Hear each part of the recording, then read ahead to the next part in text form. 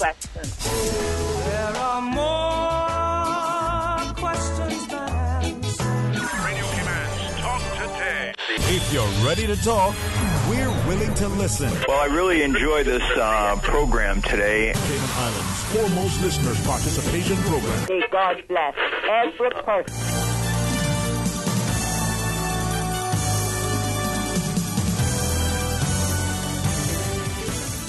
Hey, good afternoon and welcome. Thank you so much for joining us here in this fantastic edition on this wonderful Wednesday of Talk Today, because we have in our students not only the present but the bright beaming future of this country as we talk to some of our students.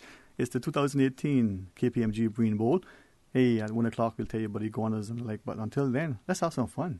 Let's celebrate. So please, stay tuned for Talk Today. Radio Cayman's Talk Today, the Cayman Islands' foremost listeners participation program. We ask our listeners to avoid statements or comments which are abusive, derogatory, malicious, or defamatory. Do not use any indecent language or make any statement which is false or misleading. Email talktoday@candw.ky or call 1-800-534-8255. Courtesy of Flow. Cayman's #1 network that connects you to your world like never before. Let your voice be heard. Once again, here's your host, Sterling Dwayne Ebanks.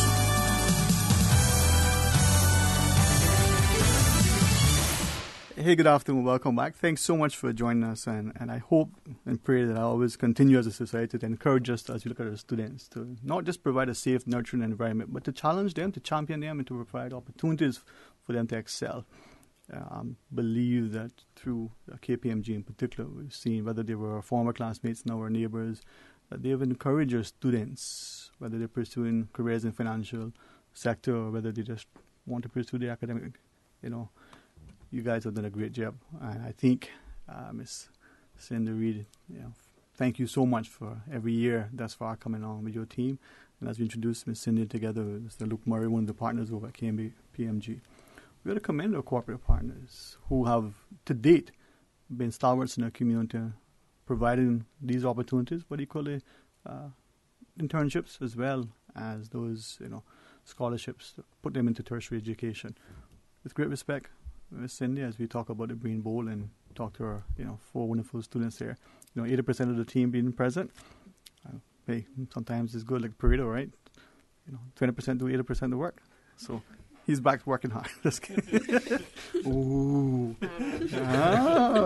You thought you were getting off early.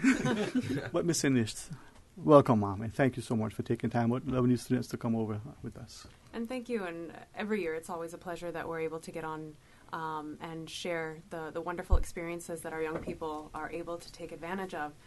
This year it was our 7th annual Brain Bowl. Very excited. Every year we change it up just a little bit. We add new and different, exciting innovation, creative minds, you name it, guest speakers. So we're very proud to host, and more importantly, excited every year to have engaging, wonderful, amazing, very bright and courteous students on board. That's the thing, they're bright and engaging, but also respectful. I think that's indicative of their home environments and nurturing, but also that complement at schools. Look from your perspective, not only these potential, colleagues and partners, but these are people that are going to maybe, the physicians, the scientists, the teachers, the future, I wouldn't say maybe governors, premier. 58 students attended, and I think the thing that really strikes me every year is the amount of respect between the teams. And when Prep won, the first thing they did was walk across the table and shake hands with the other team. And I think that was the same throughout the whole day. All of the teams, they're competitive, but they're so respectful. They celebrate victory well, and they take defeat well as well. And I think that sets them up really well in the future. And that's a sign of good people. And as if I may, Miss Cindy, maybe turn to her team and ask them, I'll be okay with you. I have to go through Miss Cindy because she's like, all right. I could do the introduction, but Aiden, maybe you start and have Scenario go through each, as much as you wish to share about yourselves, introduce, be comfortable, be always mindful that as adults we're here to provide that safe, nurturing environment and make you Mr. Watler? All right, so my name's Aiden Watler. I'm 15, 10 Not off to a good start so far. No, man. You were... Cayman Prep in high school, and yeah, we won the Brain Bowl yesterday. Mr. Archer? Well, hi, my name is Sanaya Archer. I'm also 15. I also go to Cayman Prep in high school, and on the same team as Aiden that won the Brain Bowl. Miss Benoy? Hi, I'm Aishwarya Benoy. You can call me Ash. I am 15 and I go to Cayman Prep as well. And I am still kind of in shock from yesterday's win. The studio does that to you. I mean, it's like, Maybe a little. Miss Corkish? So my name's Crystal Corkish. I'm also 15, in year 11 at Cayman Prep. And yeah, still overwhelmed from yesterday. Yeah. Yes, and I'm starting to do my Alec rainbows. Sorry. And our other members that didn't join. Yes. Yeah, Someone wanted to introduce them. The other member who couldn't unfortunately make it was Bijou Forget. She's also in year 11, just like all of us, and she unfortunately couldn't make it, but she was a very vital member of the team as well. Now, with the Brain Bowl, for perhaps those of us as parents or educators or even prospective students who haven't as yet had a chance to participate, I know from what I gather from my friends who have students or to be their children who attend prep, you guys are very actively engaged, almost as a club in a sense. Could I ask, if you don't mind, does that compete or complement your studies from the perspective? Ms. Benoy? Definitely complement, because we're always learning. Like, Cayman Prep is about learning. So whenever we go to the club, we always come out with something new that we have understood, or something. We learn something new all the time, and that's always complementing our studies, because there's always something we can add on to our tests that we might have learned from Brain Bowl or something like that, you know? Yeah. Ms. Archer?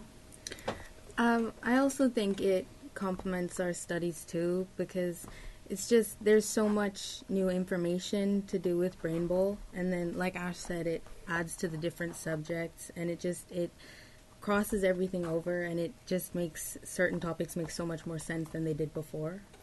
Before I ask, Mr. Watler, Ms. Corkish, as you look at it in your preparation, I mean, there's excitement. Your team members, you're sort of challenging each other, but you're also sort of expanding, your own sort of comfort. How do you find it, the preparation, the participation? Yeah, again, pretty much the same as what Ash and Sanaya said. You're always learning new things, whether it's fun facts, adding on to chemistry, science, math, new things to learn. Yeah, it's lots of fun. Now, Aiden, from the perspective, you got English, you got math, you got the sciences, history, spelling, you got all these things. As you're participating, as you're preparing, what does that do for you? Well, as Ash said, it's all about learning, and education is about educating the whole mind. So yes, there's the fact that in June we're going to sit 10 exams. 11. And 12. 11, 12, whatever. We're going to sit some exam papers. We're going to send those off to the UK. We're going to get them marked. But the Brain Bowl competition inspires learning in a way that transcends the classroom, transcends the written syllabus and the exam board. Mm-hmm. So I found that by going through Brain Bowl, I was more encouraged to learn. So you would get one question on minerals or architecture. We don't take geology, we don't take architecture at this stage.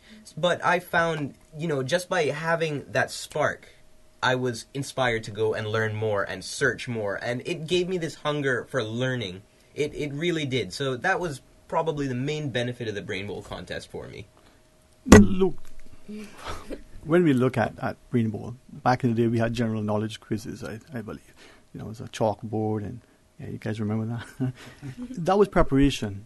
This is, to some extent, similar but enhanced. You have the current events, so the students are getting, maybe what is happening in the news then and there, political, economic, maybe there's a historical take, not just the goal, but also the glory of things. That is what we're looking at in our students, as Mr. Watler shared. Current events, but as well as an expansion of what they're doing in the classrooms. Absolutely, and as they move out of the current education system into college and then eventually university, it's all about independent learning, going out and finding the facts yourself, looking for what makes you passionate. So hopefully this is a process that starts them early into independent learning, and also learning that actually going forward you don't just learn on your own, you learn as a team and you succeed as a team. So it also drives other skills and behaviours that are really useful. Cindy, for many of the participants, but also those who are helping to prepare and make sure everything's organized, we get to enjoy sitting in the audience what has transpired, but knowing what goes on to bring us to this point. We're talking to the first place team this year. Each school has its own approach, and hopefully as they bring their schools together. But what you're doing as a corporate entity to facilitate this is with a lot of effort. It takes a lot of time, energy, support. It's not a one-man show. I'd love to think that it was, but it's not. There are multiple hands. As many say, it takes a village. It definitely takes a KPMG village, and also to our wider Ministry of Education and our private sectors. I mean, there's multiple people that do come together to try and make sure that this is the best event possible, and KPMG has taken this on, dedicated their time, energy, funding, you name it, to make sure that we do our best to give the students the opportunity of doing their best. But more importantly, I think it does show the academic side, but it also shows their personal characteristics. I think that sometimes gets missed, that everybody has a personality and it can come to light. So this is a great opportunity to bridge all gaps together to make it a fun and enjoyable learning environment. All right, we're going to pause and take a break, but when we come back, let's continue the discussion as we talk about the 2018 KPMG Green Bowl. Could we ask of you, the obvious questions? What was your favorite and least favorite? The preparation and the like, and maybe at some point, as parents are listening, when they go home to talk to their own children, hey, is your school involved? If not, why not? Maybe encourage them, and why? Yeah, it's a little extra work, but look at what you do. And of course, the prizes and gifts at the end of the day, not too bad either, right? For those of you who are listening and you want to maybe ask a question, you want to share your, congratulations, we invite you to do so, 949-8037 or 1-800-534-8255. It's really an honor for me to be able to sit in this studio with 4 wonderful students who are only, just the tip of what we have in our society today. Stay tuned for Talk Today. Okay, settle down. There's someone I want to thank. This guy knows how to get the most out of every fill-up. This guy had the common sense to drive into Esso so I could get back on the road. $5,000 richer. Thanks to me. Thank you so much, me. Thank you. Yes. Spend $25 at any Esso service station and get a chance to win in weekly draws for $5,000 cash. Every week for 5 weeks, we'll be choosing a winner. You can also get a chance to win free fuel and prizes at our weekly Spin and Win events. That's $30,000 in cash and prizes to be won. Drive into an Esso station today. You'll thank yourself. The Esso brand is a trademark of ExxonMobil Corporation and is used under license.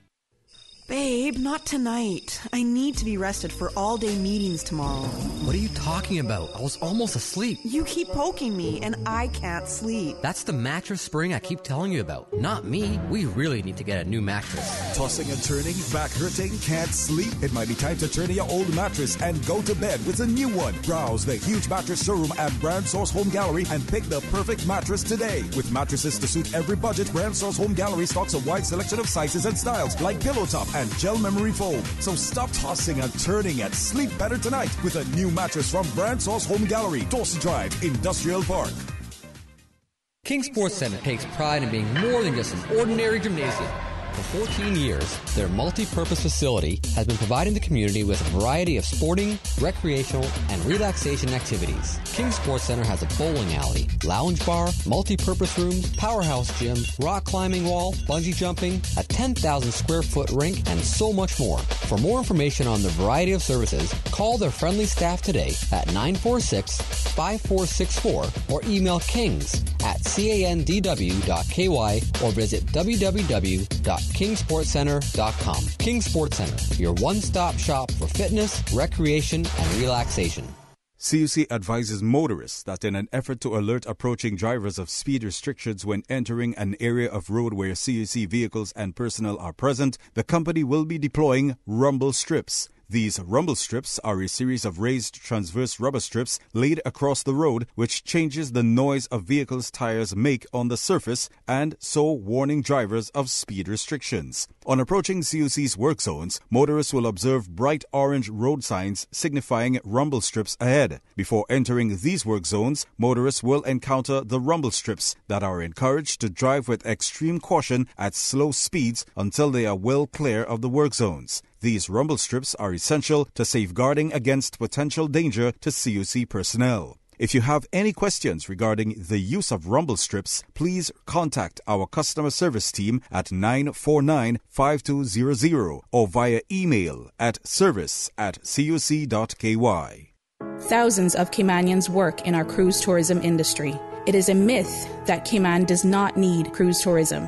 It is a fact that 4,500 Caymanians work in this industry today as taxi and tour operators, boat captains and crew, restaurateurs, retailers, water sports operators, and ambassadors at our attractions. If our cruise tourism industry is half of what it is today, what are we going to do with our people, the thousands of unemployed Caymanians? Support the peers, support our tourism. Talk today. But I do have some questions. Talk today. Cayman Islands' foremost listeners participation program. Talk today. Because there are more questions than answers. What the public is saying. Waiting to take your calls right now. Sterling Dwayne Ebank.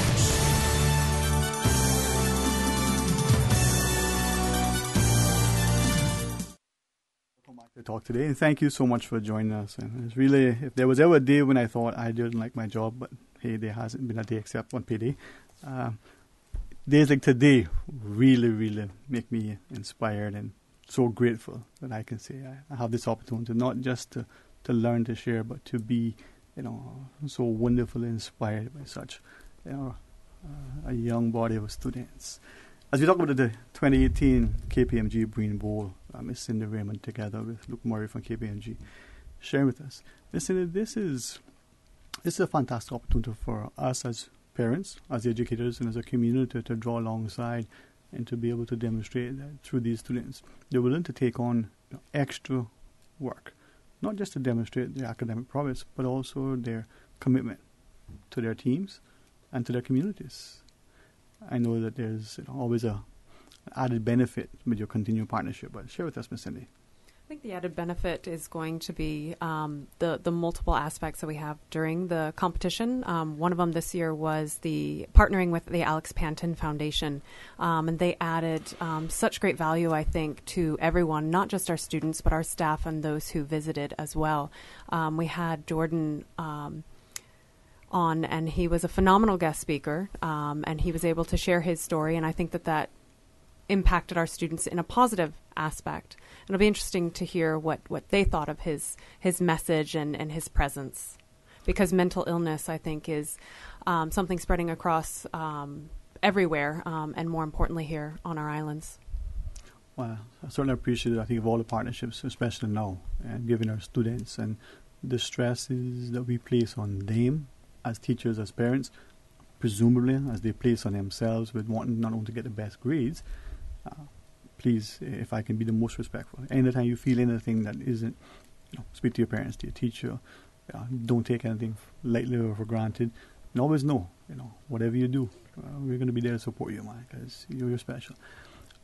Ms. Corkish, if I could ask you, Jordan's presentation and this partnership, what's your take? And I'll ask each of you if you wish to weigh in as well. But Ms. Corkish? It really takes an impact on you because you see how real it is. Like, it's the real world, not just a thing you heard of.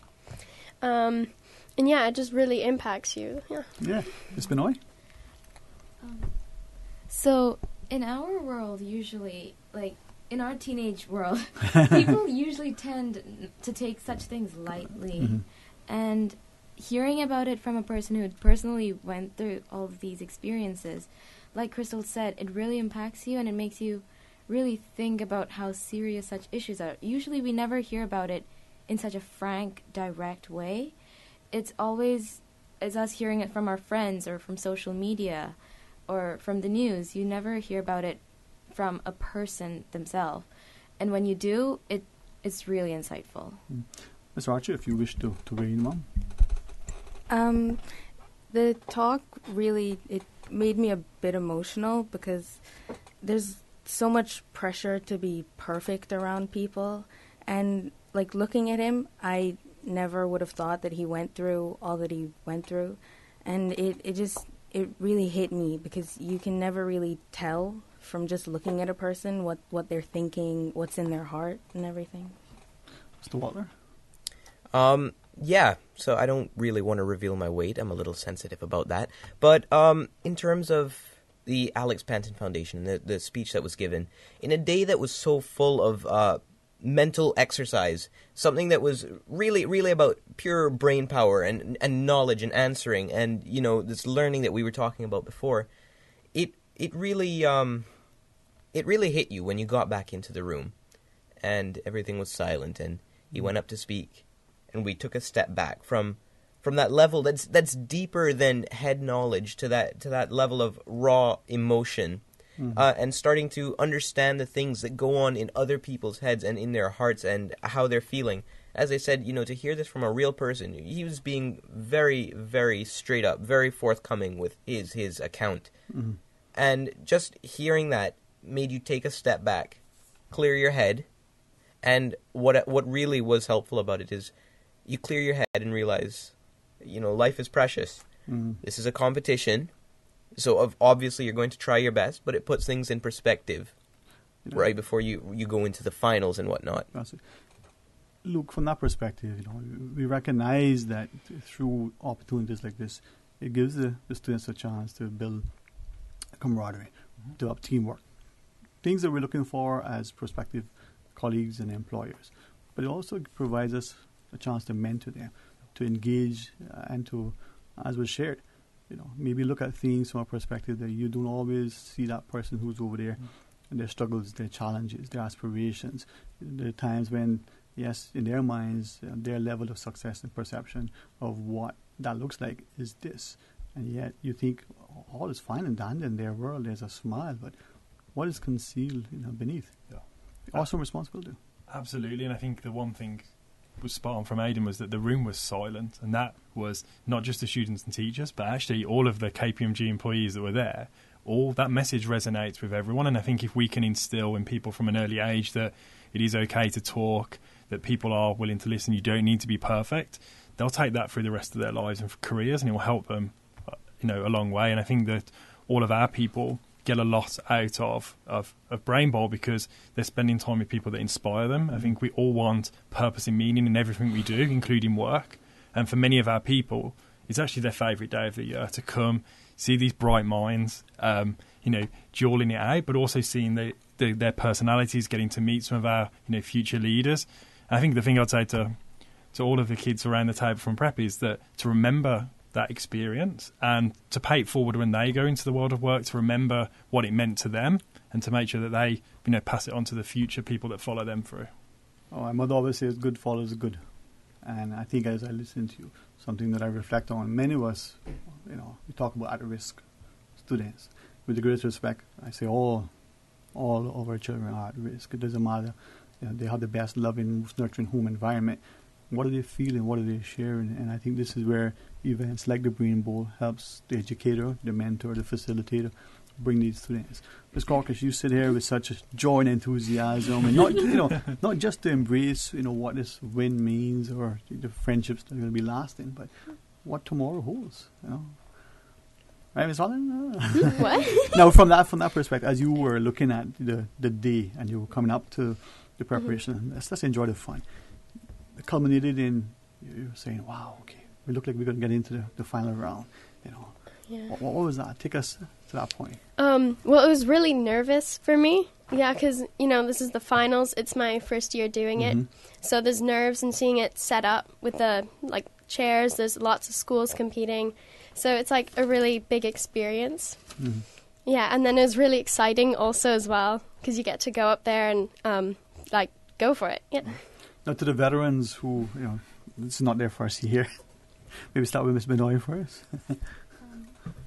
Well, for us, it was our second, my third year personally, but it was our second year after winning, right? And so we had like that pressure to also get the first. And it was a new team, so I was kind of worried because we had worked so well with the last team. But then everyone really pulled through. I'm so proud of everyone who was new to the team because they did so well, and they were amazing. Crystal, Sine, and Bijou were awesome teammates. And that's the thing, that perhaps we don't recognize. You're defending champion, so like the World Cup champions, you're coming back, right, Miss Archer?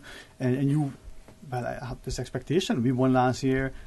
The pressure's on us. The spotlight is on us. We got to get this right.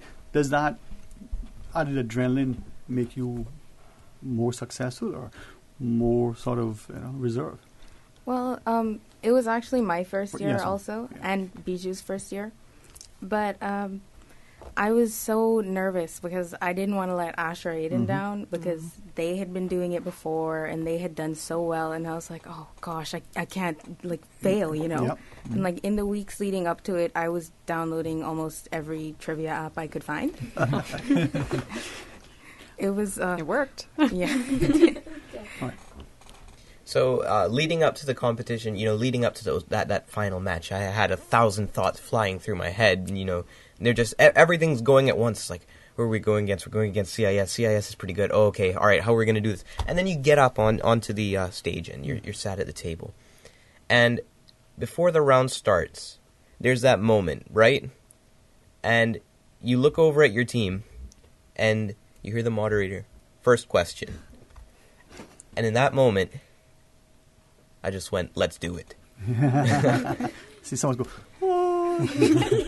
But this is why I think, as parents continue to get involved with the lives of their children. Not micromanaging, but being there supported. As not just, corporate partners and prospective employers and those who may be doling out scholarships and providing internships. You start to recognize that they're no different from what we were when we were their age, except they have that much more pressure on them, that much more opportunity to either succeed or go astray. The pressure's on you, Mr. Murray. You know what? I think we all do feel that pressure, but I've got very young children now, and I already recognise that they're going to in a world that's very different to the one that we did. And I think what is just extraordinary is that all of the children that we met yesterday, they hide it so well. I mean, they get up on that in front of everyone. They're on the internet, they're live, they've been streamed, and they don't show those nerves, and it's incredible. But there is definitely that much added pressure. And Luke, if I can put it out to the Cayman Prep team, what did you think of the Facebook streaming live and Instagram? I mean, that's something that's new, but also quite putting yourself out there as well. If you guys could share your thoughts on that, I'd appreciate that. Well, most of the time I wasn't really thinking about it. I was more in my head. I was like, is that right? Is this right? And then I wasn't really thinking too much about it live streaming. I kind of forgot about that. Good. Yeah, that's great. Anyone else? My main fear was actually saying something wrong and then having everyone to have seen it and heard it. But as the competition progressed, again, like Sanaya said, I just kind of forgot about it because my head was so into the competition and listening to the questions and listening to Mr. Kevin, and I kind of forgot about that towards the end. But I think what's excellent is that you probably don't realise how many people, like in our office alone, were playing along and trying to compete. And the thing they all will say is that we would have come last in every round. And I sat for the most of the day and I was like, I couldn't have competed with any of these teams. And so actually, you get a lot more people watching it, engaging it, and actually just seeing how talented you all are. And what's amazing, you sit at the back of the room and watch the audience, right? And most try not to, verbalize the answer so that it becomes audible to you, but they're there and you see one or two times when the answer is correctly, but most times they're like, I didn't know that. And these are adults, right? Yeah. So it shows practice and preparation. That's where you get your success. When we come back from this final break, as we conclude our discussion talking about the KPMG Green Bowl, Ms. Cindy, maybe you can tell us, some of the incentives and motivations, some of the, not just the impetus for organizing this, but what we can look forward to perhaps next year. Enter our winning team. Maybe continue to share with us as you wish. Hey, 949-8037 or 1-800-534-8255. Please stay tuned for Talk Today. Hi, fellow classmates. This is Donna with a roll call for our CIHS Class of 78 40-year reunion. Barracuda, Dolphin, Marlin, Tarpon, Wahoo represent. Save the dates, November 9th through the 11th. We want everybody to come out for great food, great music, great company, and great memories. Link up now on the reunion Facebook page, CIHS Class of 78, or email CIHS78@gmail.com for more details. And see you in November. Cutting class reunion will affect your final grade. I wonder if Mr. Whiteside would give me a merit note for this. Class of 78, call the Classique to leave your contact information. I'm your boogeyman. Congratulations, it's a boy. During the greatest events of your life, whether or not you have the right health insurance coverage should be the last thing on your mind. That's why at Fidelity Health, we are committed to helping you get matched with the right plan to suit you and your family. We offer a range of plans to suit your budget, plus access to a network of quality care throughout the Caribbean and the USA. You can relax and enjoy life's greatest moments when you are covered with Fidelity Health. Call us today at 949-7822 for a free quote. Brand Source Home Gallery has been appointed the exclusive Cayman supplier for Duravit bathroom products. Duravit is the leading international manufacturer of bathroom ceramics, tubs, and showers, recognized around the world for beautiful, functional products. Winner of top industry awards, Duravit collaborates with leading European designers to provide the most elegant and innovative bath products. If you're ready to bring style, comfort, and innovation to your bathroom, visit Brand Source Home Gallery to see the new Duravit showroom and meet the in-house bath designer. Whether you're planning a functional family bathroom or a personal spa retreat, browse the Duravit collection and be inspired. Brand Source Home Gallery, delivering a new standard in custom designed bathrooms. Brand Source Home Gallery, Dorsey Drive, Industrial Park. A trip to New York City is the experience of a lifetime. Starting this December, Cayman Airways will be offering daily non-stop flights from Grand Cayman to New York City. That's right, Cayman Airways is going daily to New York City starting this December. Stroll through Central Park or take in the bright lights of Times Square, enjoy a Broadway show, or visit museums, the Empire State Building, and so much more. Whether you're visiting for business or pleasure, you'll fall in love with New York City. And daily non-stop flights from Grand Cayman aboard Cayman Airways starting this December. For details and to book, call Cayman Airways reservations at 949-2311. Contact a travel agent or visit CaymanAirways.com. Cayman's cruise industry must be preserved and developed. It is a myth that the cruise lines will continue to call on Cayman at the rate they do now without the piers. It is a fact that the mega-class ships will not be tendered. Arrivals will decline by half over time as the older ships are decommissioned. This will hurt our economy and thousands of Caymanians who work in this industry. If we want to continue providing opportunities for Caymanians, we need the piers. Support the piers. Support our tourism. Talk today. But I do have some questions. Talk today. Cayman Islands' foremost listeners' participation program. Talk today. Because there are more questions than answers. What the public is saying. Waiting to take your calls right now. Sterling Dwayne Ebank.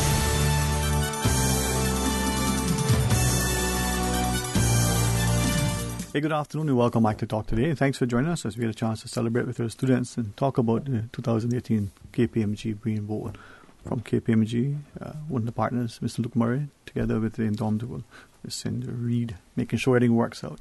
And the Cayman Prep High School winning team. We have 4 of the 5 participating students. Aiden, we have Sane, together with Ash, and of course, Ms. Crystal.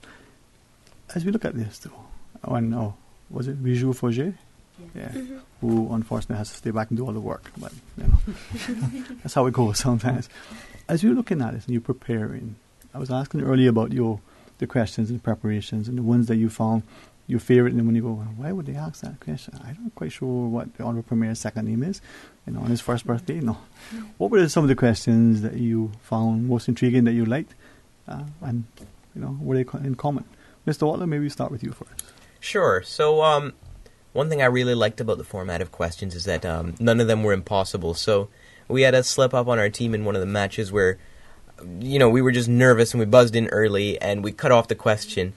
And from what we could gather from the first 4 or 5 words he had said, it was something to do with lightning and thunder. So I sat down and I spewed everything in my head about lightning and how it forms and the potential difference building between the clouds and the ground and how that culminates in this giant electric shock. And he said, you only have to say lightning. But it wasn't impossible. Just using clues from the question, even when only given 3, 4, 5 words, you can get through it. You just have to use your brain. And that's what I really liked about the format of questions. I almost want to joke and say our politician listening, but no, I won't do that. Mr. Archer. There's this question I liked. It was about math. I mean, I'm really bad at math, like really, really bad. And so these were all the math people here. And the question was like, it was something to do with 900 divided by 3. And the first team answered 450, and then it got passed to us, and we answered 350. And as soon as they answered, it processed in my mind, guys, the answer was 300. It wasn't hard or anything. It was just, we were so nervous about it. Yeah. I'm going to sound really weird here, but my favorite question was actually, what was Trump's favorite social media platform to use? And that was very random because it was not something you'd expect to be questioned about. And immediately, because we are the teenagers and the new generation, we could answer that really quickly. And that kind of just surprised me how fast we were able to answer that. It was just a good question that I enjoyed. KPMG is hip and hopping, and they're keeping up with it. For events. Ms. Corkish, what about you? I don't really have a favorite question, but I just loved the fact that they had so many different varieties. Like, there were ones that don't require too much brain knowledge. There were some challenging ones. They had math, history. Yeah, it's just, it really made you use your brain. I think, too, from that perspective, look, the questions not are the ones that, as the students shared, the academic aspect of it, but there are things that are random that sort of life sometimes comes at you fast, throws you a curveball, and you're walking on. I think Ms. Archer shared. Yeah, the answer is quite easy, 9, divided by 3. But in a circumstance where the adrenaline is pumping, things are going, you might say blue without thinking. That's not unlike what the pressures you face when you're dealing with clients or with family or just existing. Exactly how you react to different scenarios. Like, you learn. A lot of us that are older have experience from maybe getting it wrong, but these guys are under a lot of pressure and they have to react on their feet. And I think what we find really interesting is seeing how the different teams all react. And one of my favourite answers, there was a question referring to the science behind a dragonfly standing on water, and it was to Hope Academy, and it looked like none of them had a clue what the answer was. One of the contestants, I think, he didn't even look like he was listening, and out of nowhere he pulled out the answer. It was to do with the surface tension of water. I think everyone in the room learned something with that answer, and it's just that the way people react, you can never predict. I think too, you show a number of times too that students in particular, as they're listening, you may not think they're attentive, but they absorb it. Yeah. Now, Ms. Cindy, over the years, there have been some very interesting questions. There's one last year I was trying to recall exactly how it was worded, but it was just totally not in the context of academic questioning. But it was intriguing. You've seen the questions over the 7 years. Anything specifically stands out to you? Well, I have the exciting time of taking the questions, sifting through them, making sure that there's a good variety, whether it be math, English, science, pop culture, anything from religion. We want to have some Cayman heritage and culture in there, so we have some about our Caribbean islands. After a while, it just becomes all mush to me, to be completely honest, but it is interesting to see the reactions from the students because of how quick they are on their feet as well. And just to also say that we had 12 high schools represented this year, all 12 on island, and our friends from the BRAC also came in, so Layman Scott was on island for our Brain Bowl again this year, which is wonderful. And to announce that the second place team was Cayman International School, and it was a squeaky one with Prep because they actually started out undefeated in the finals, so they had the opportunity of winning that game or going on to a next game, and they ended up losing that game, and we moved to sudden death. So this year it was quite exciting, and Wesleyan came in third place as well. So it was a phenomenal day for everyone, and I think the question variety did help. It makes you feel a little more comfortable where there are some questions that sometimes you take for granted that it's on the tip of your tongue, and you can see the brain power, and they're looking at each other and they're like, we know this, and then it comes out or it doesn't. But the learning opportunity is definitely there for all. You did a great job in adding to the drama as well by losing that first game and then winning the second one. And then even that final question, it had to go to the judges to be decided if the answer was right. So we had to give you guys some suspense. It was excellent. It was brilliant. And this is it. I mean, as you're preparing for it now, next year, if you can participate, would you? Yes. Definitely. 100%. Even all of that extra time and effort, the teachers who are supportive and presumably some are going, doing this fun stuff again. Where's my homework? You do that? I would definitely do it.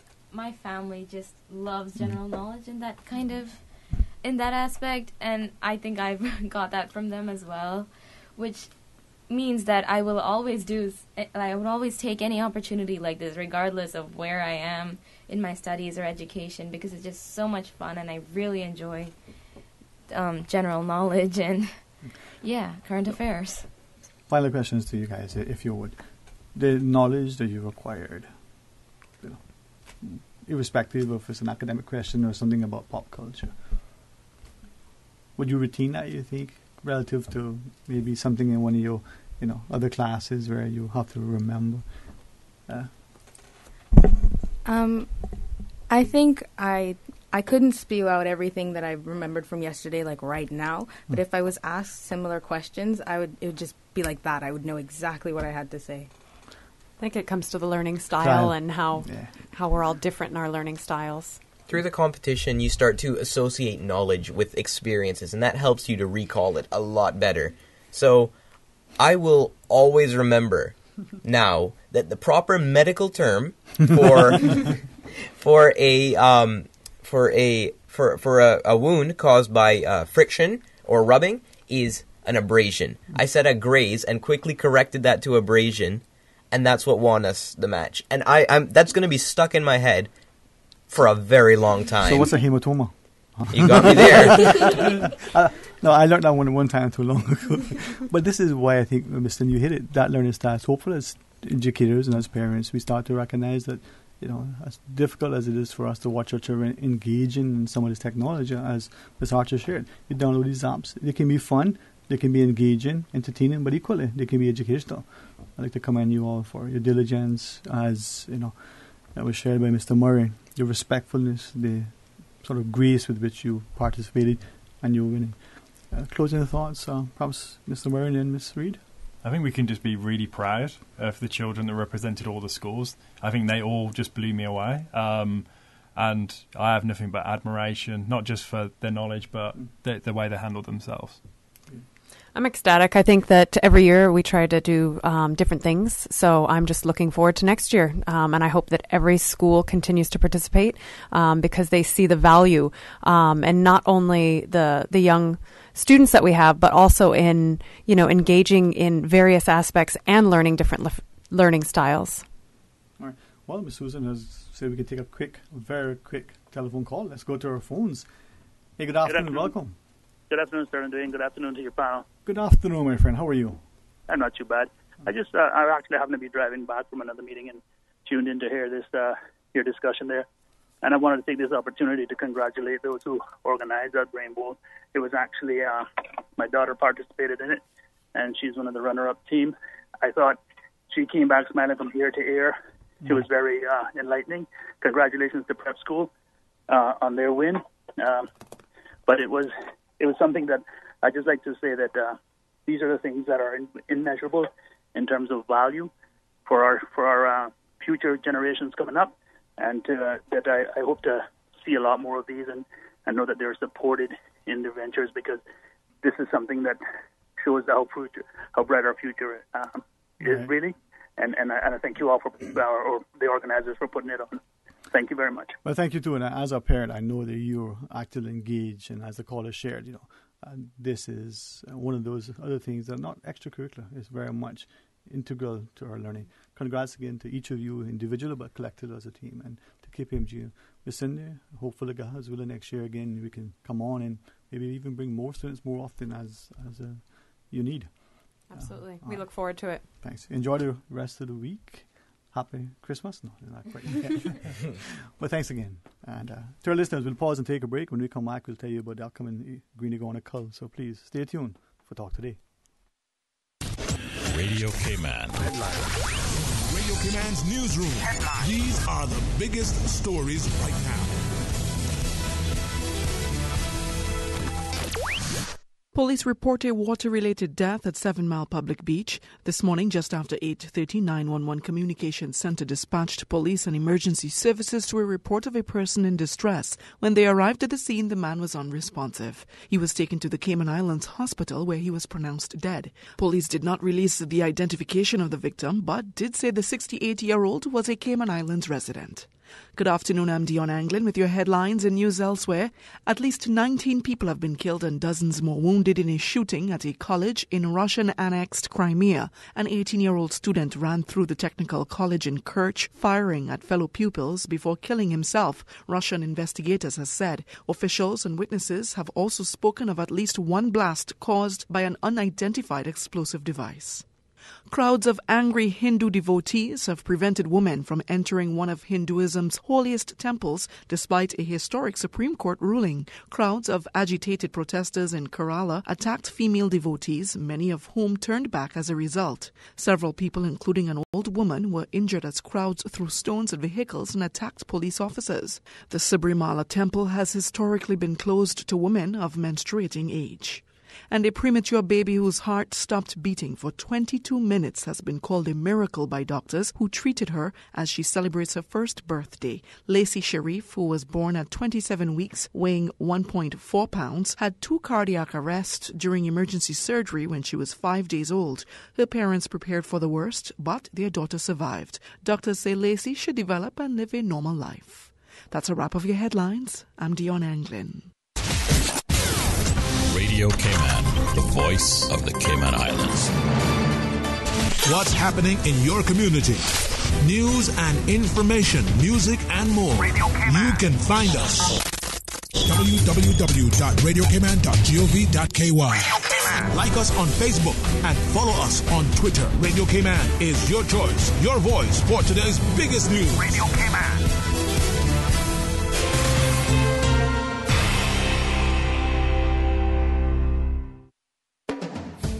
Water Authority Cayman wishes to advise the public that the following areas will be restricted to the motoring public from 7 a.m. to 5 p.m. on Sunday, the 21st of October, to facilitate the installation of new water supply infrastructure in the area. Shedden Road, between the intersection with Thomas Russell Avenue and the intersection with Crew Road and Dorsey Drive, and the northbound lane of Crew Road, from the intersection with Smith Road to the intersection with Shedden Road and Dorsey Drive. During this time, local access only to businesses and residences in the area will be available, and representatives of the authority will be on hand to direct local access traffic. Traffic signs will be posted in the general vicinity, and all motorists are asked to drive with caution to ensure their own safety as well as that of the Water Authority staff. The Water Authority appreciates the patience and understanding of its valuable customers as it undertakes these roadworks and apologizes for any inconvenience this may cause. You remember the sale at Vant Motors? Yeah, the Your Sale, Your Choice, the one where you can get cash back or can put the savings to extend the warranty or upgrade features? Yes, it's still going on, but now you can get $8,000 off a new Ford Ranger truck. $8,000, you know? You for real? Come see for yourself while they still have so much to choose from now through October. Save big during Your Sale, Your Choice at Vant Motors. With almost every vehicle on sale, you decide whether to get your dream ride at its lowest price. Take cash back. Add years to the warranty or service plan. Choose an add-on or mix your options. Your sale, your choice, because you know what you need, and Vant Motors will help you drive it home. Vant Motors on Walkers Road. Talk today. But I do have some questions. Talk today. Cayman Islands' foremost listeners' participation program. Talk today. Because there are more questions than answers. What the public is saying. Waiting to take your calls right now. Sterling Dwayne Ebanks.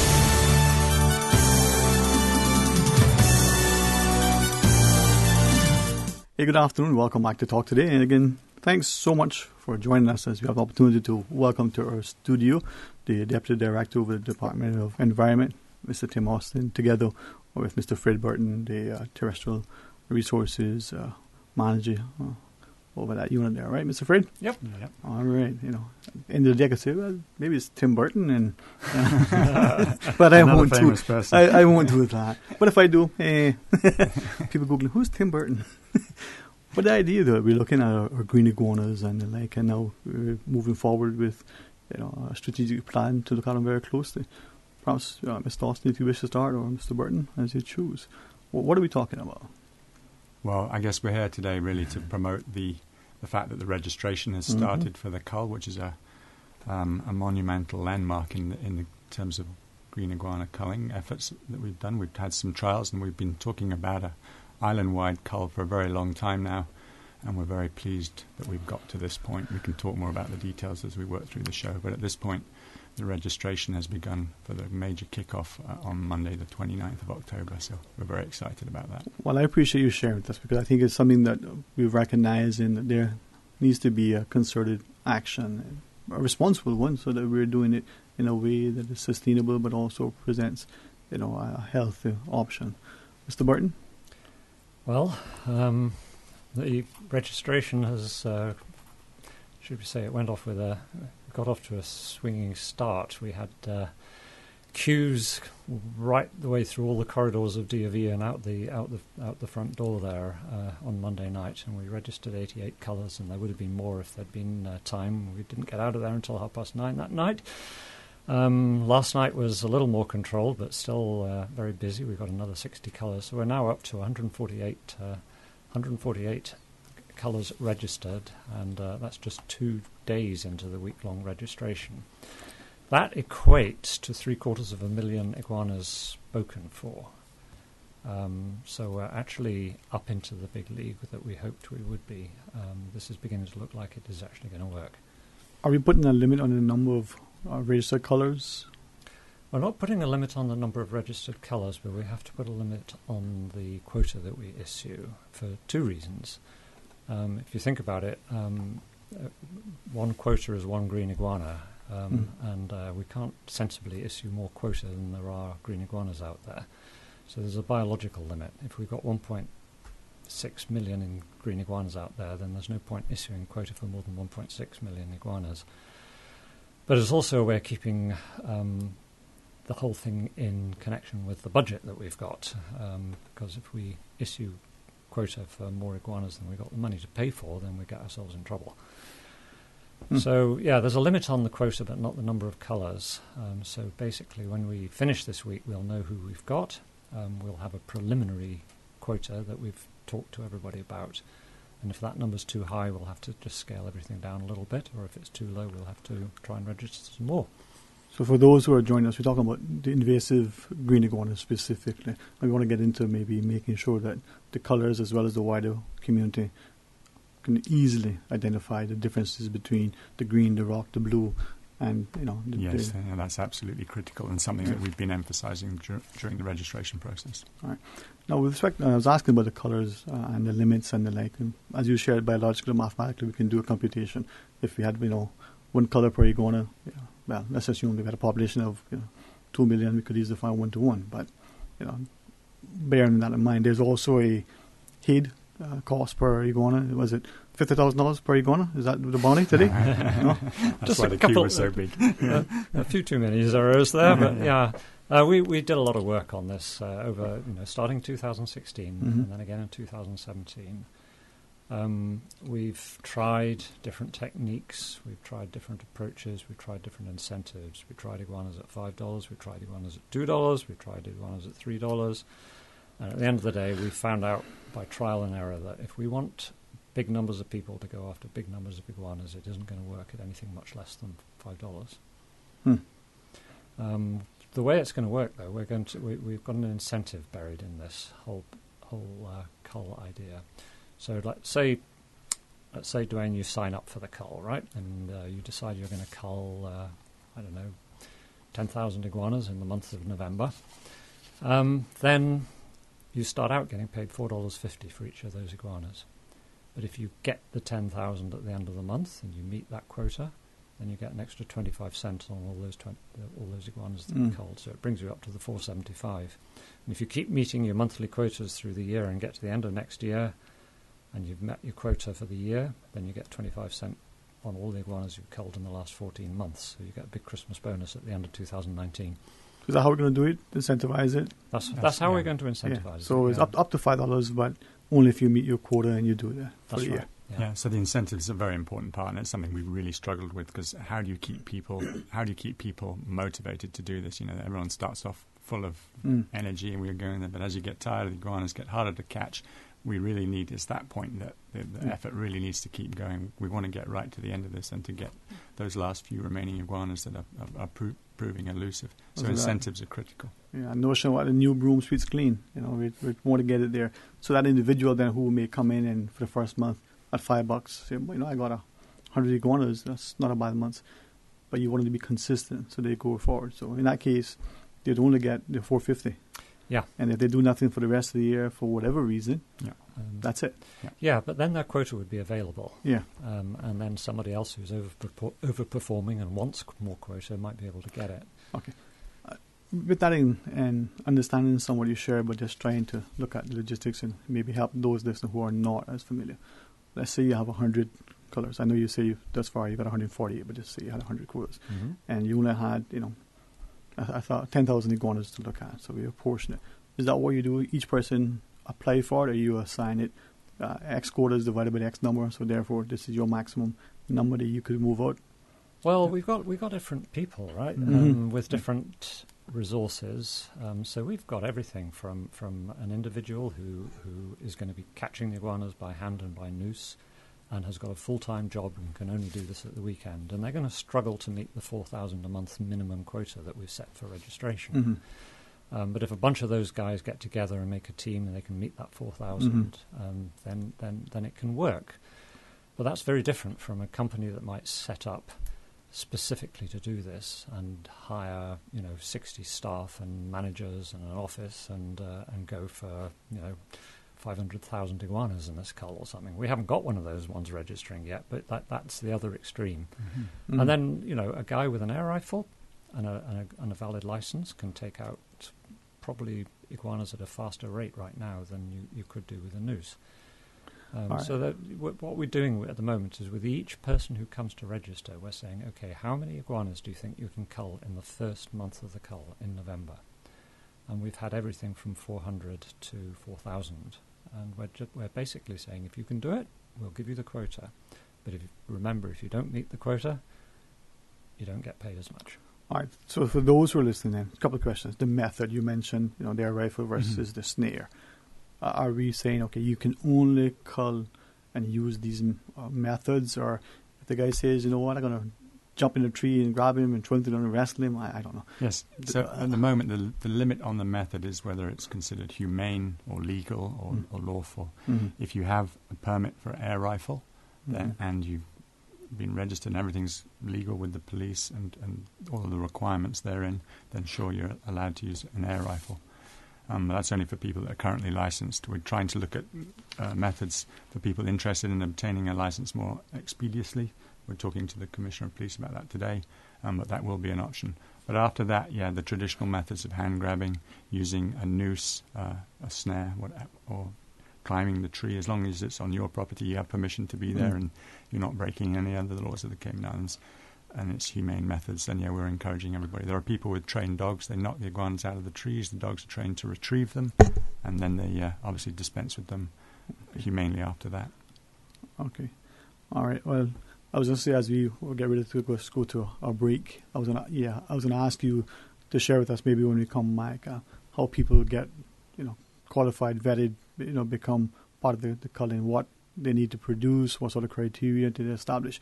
Get a chance to talk about the upcoming, green iguana cull. So we invite you to be a part of the discussion. Stay tuned for Talk Today. The Premier League is back. Every team, every game. Every goal is on Flow. Sign up for the Flow Sports Pack today and get 8 dedicated channels to all the Premier League games in stunning HD. Call 1-800-534-7253 or visit discoverflow.ky for more info. The Premier League is back. Did you know that in the event of a hurricane, water designated for the purposes of drinking, cooking, and bathing must be disinfected before use? Water may be disinfected either by boiling or through the use of chlorine bleach. To disinfect through boiling, simply leave the water on the fire for 1 minute after it begins to boil. To disinfect with bleach, add 3 ounces of chlorine bleach to every 1,000 gallons of water. If you are not able to smell the bleach in the water after 30 minutes, then add half of the amount of bleach that was added during the initial application. Recheck the water after 15 minutes to ensure that there is a residual bleach smell. A residual bleach smell is an indicator that the water has been properly disinfected. For more post-hurricane safety tips, visit DEH website at deh.gov.ky.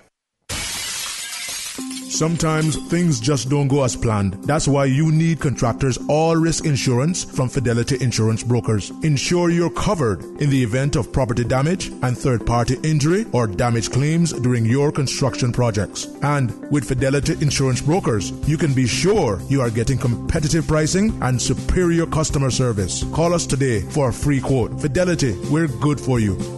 Chinese food from China Village. So bok choy from Northside. But wait, what is this me hearing? How China Village linked to Northside? Oh, I know what this is. Wilbur Welcome is in China now. Oh yeah, and Diana Look Loy, she grows bok choy. Wilbur Welcome, another YCLA finalist. Miss Diana Look Loy better bring some bok choy. You have that right. But wait, we forgetting something? This week we'll be featuring the music of Jimmy Cliff. And the intergenerational panel talk. The harder they call, the harder they'll fall, one and all. We'll be having a roundtable discussion with the elderly. Yeah, we forgot that too. The word of the week is comparative. COMPARTIVE. It is an adjective which means to be susceptible to comparison. You can join us this Wednesday from 4 to 5 p.m. right here on Radio Cayman, 89.9 FM, and for Youth Plus, a program for all people by young people. Youth Plus, more than time. Wonderful world, beautiful people, you and your girl, things could be pretty.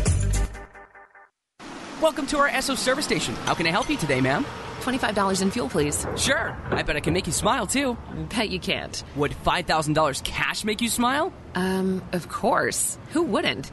But how? Spend $25 or more in fuel at any of our Esso service stations, and you could be the winner of $5,000 cash. Every week for 5 weeks, one lucky winner will win $5,000 cash. Made you smile, didn't I? I'm smiling. Drive into an Esso station today. The Esso brand is a trademark of ExxonMobil Corporation and is used under license. Cruise tourism is a vital part of Cayman's economy. It is the government's responsibility to create an environment where our people can have an opportunity to grow and prosper today, tomorrow, and into the future. It is a myth that Cayman does not need cruise tourism. It is a fact that cruise passengers spend $200 million per year buying services from small businesses, tour operators, attractions, restaurants, and retail shops. Those funds stay right here, supporting our economy and communities. Support the pairs. Support our tourism. Talk today. But I do have some questions. Talk today. Cayman Islands' foremost listeners' participation program. Talk today. Because there are more questions than answers. What the public is saying. Waiting to take your calls right now. Sterling Dwayne Ebank.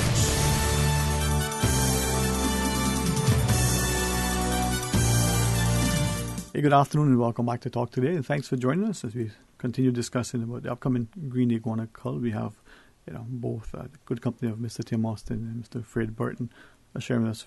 And this gets underway at the beginning of November.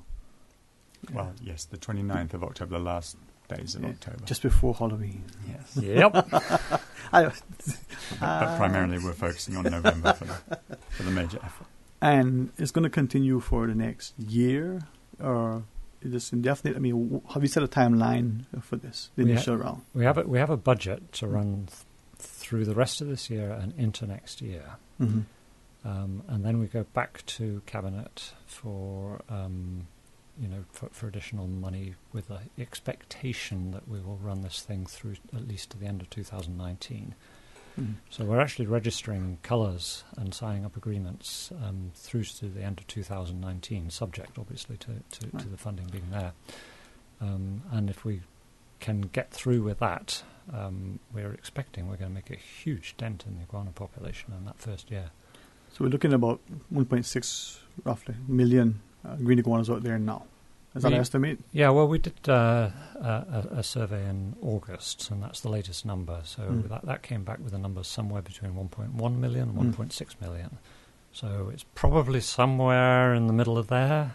But we have to assume the worst. If we assume 1.1 million and it's really 1.6, we're going to miss the target. So we're going for the worst case. Yeah, and I think an important thing is that we have to remember this spans the breeding season. So although we have a target number that we think are out there now, we're going to be culling through a breeding season, and we'll expect, iguanas are prolific breeders, we'll expect to have another wave, bump. another bump of iguanas being introduced to it. So our target of 1.6 hopefully takes that into account. Exactly. So we're looking at that range, that number. We've set aside a certain sum, as you explained, and the total amount of money in the budget initially. How much have we set aside for those who are not sure?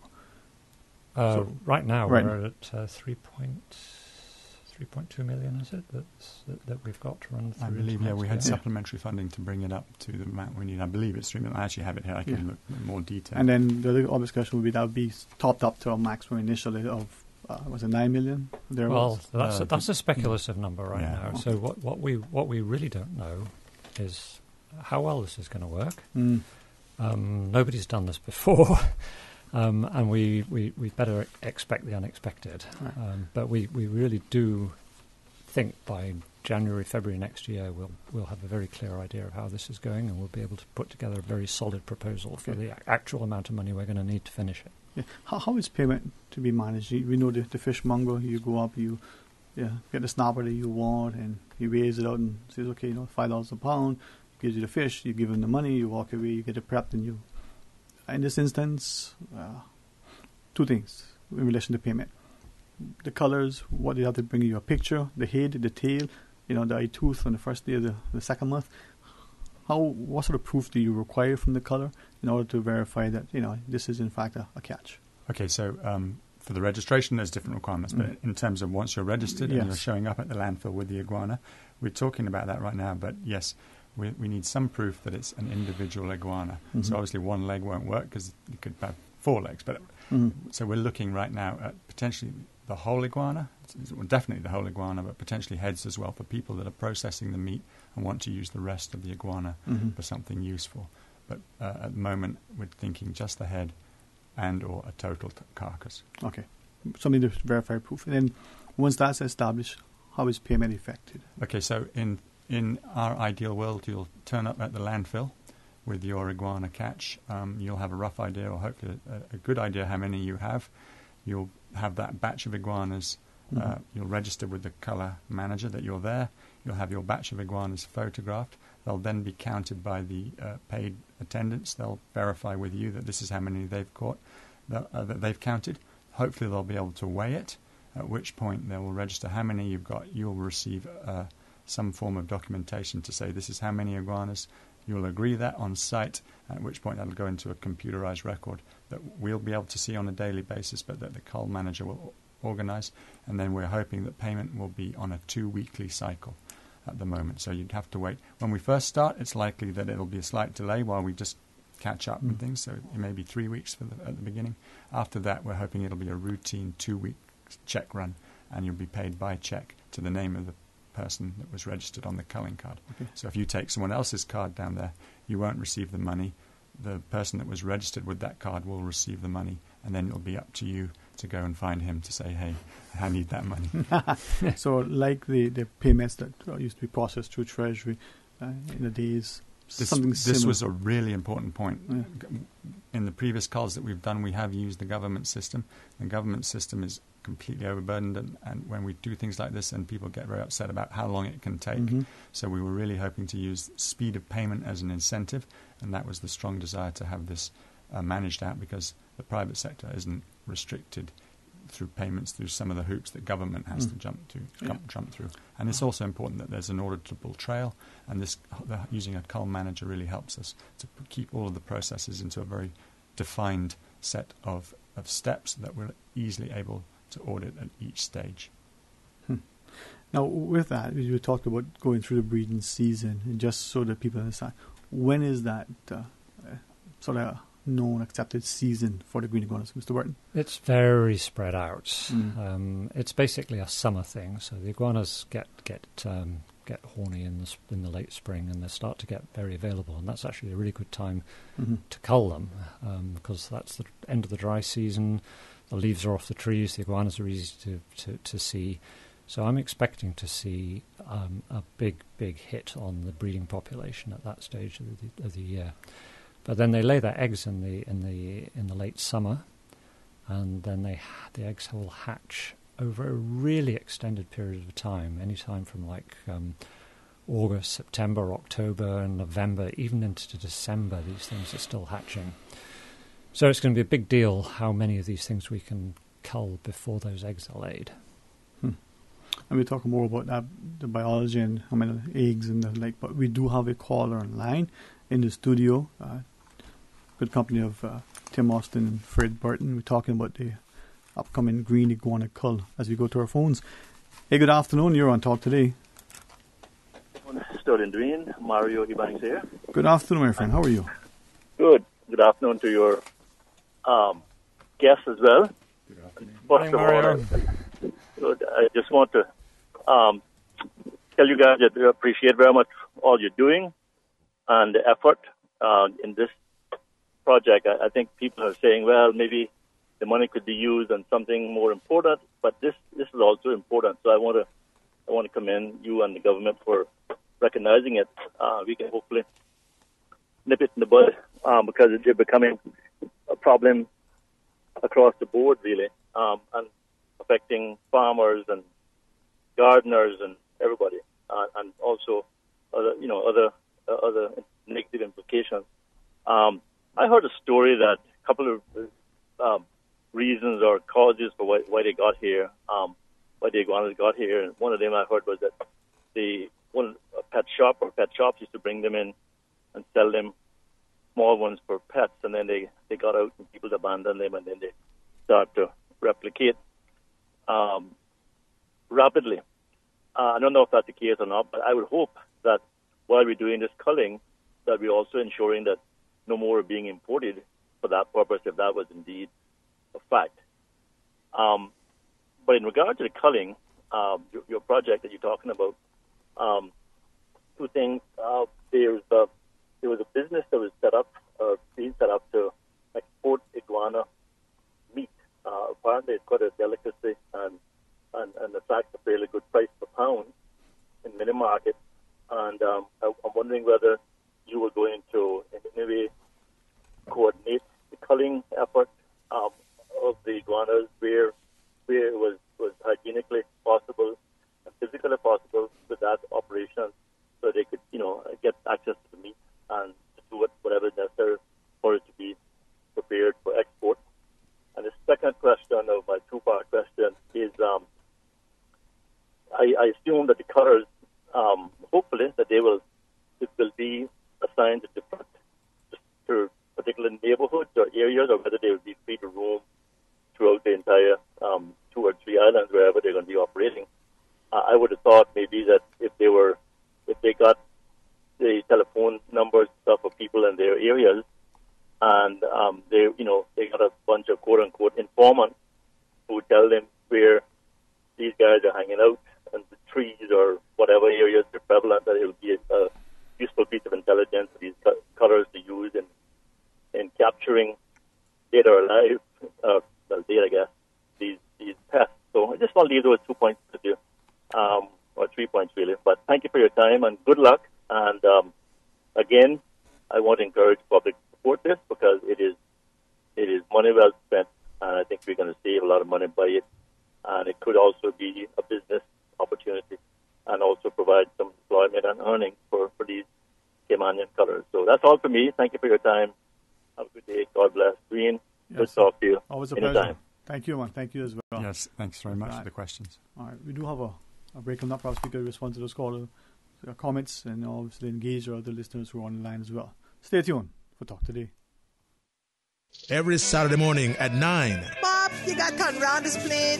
See my box down there with my parrot and rabbits. Right here on Radio Cayman. In Cayman, we are surrounded by water and make our living by farming the sea. Come join us as we proudly present Caymanian Stories. The whole problem started when Kanka promised Mrs. June that she would babysit her daughter, Lil Kelly, one Saturday afternoon. Caymanian Stories is proudly sponsored by Cayman National Bank, serving the Cayman Islands since 1974. Visit Cayman National Bank today for all your financial needs.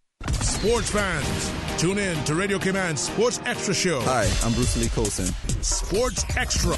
This and every Tuesday night, right here on Radio Cayman, 89.9 and 93.9, Cayman Brac and Little Cayman. Sports Extra, from 7 to 8 p.m., right here on Radio Cayman, the voice of the Cayman Islands. Sports Extra.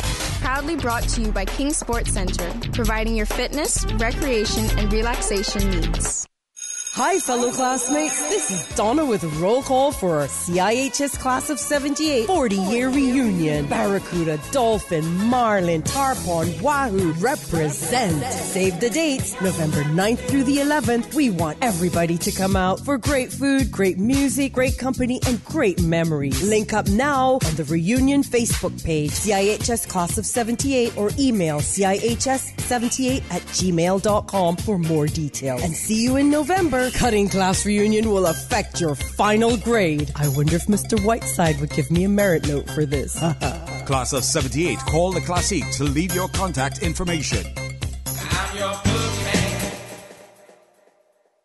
The NCVO needs your help. Tune in to the annual radio telethon on Saturday, October 20th at 7 p.m. for the best in local entertainment, including C&B, Trinity, Little Magic, Roy Bodden, and High Tide. Call in to pledge any amount or donate online at CaymanGiftCertificates.com to be entered to win over $5,000 worth of prizes. The NCVO's annual radio telethon is broadcasted live from Prospect Playhouse on Radio Cayman and Cayman 27. The NCVO is one of Cayman's oldest charities dedicated to the care, education, and well-being of children and families in need of support. Tune in to Radio Cayman and please help us help our children. The annual radio telethon, Saturday, October 20th, 7 p.m. to midnight, live from Prospect Playhouse.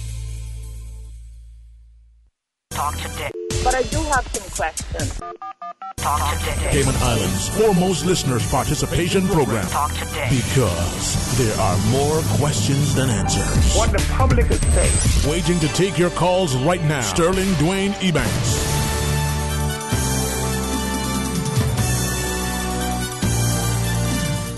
Hey, good afternoon. Welcome back to Talk Today as we talk about the green iguana cull. We have the good company of Mr. Tim Austin together with Mr. Fred Burton. Gents, we do have another caller online. We do have some comments from the previous caller and some WhatsApps to share. So let's engage and enjoy and be informed. Hey, good afternoon and welcome. You're on Talk Today. Hello, good afternoon, Sterling. Hey, my friend. How are you today? Yeah, good, my excellent weather, excellent weather. Beautiful day. Hey, man. I believe you. Yeah, but Sterling, I walked it, yes, right? Yes, sir. Between the blue iguana and the green iguana. Mm-hmm. Which one outlive? Who lives the longest? Yeah, the perspective their life expectancy. You understand? Between blue and green. That's what I asked about. Okay. All right. Okay, sir. Thank you. Yeah, well, we think the blue iguanas probably live longer. It's kind of hard to say because they're like everything else. You know, some live long, some live short. But there's blue iguanas out there that probably won't die before I do.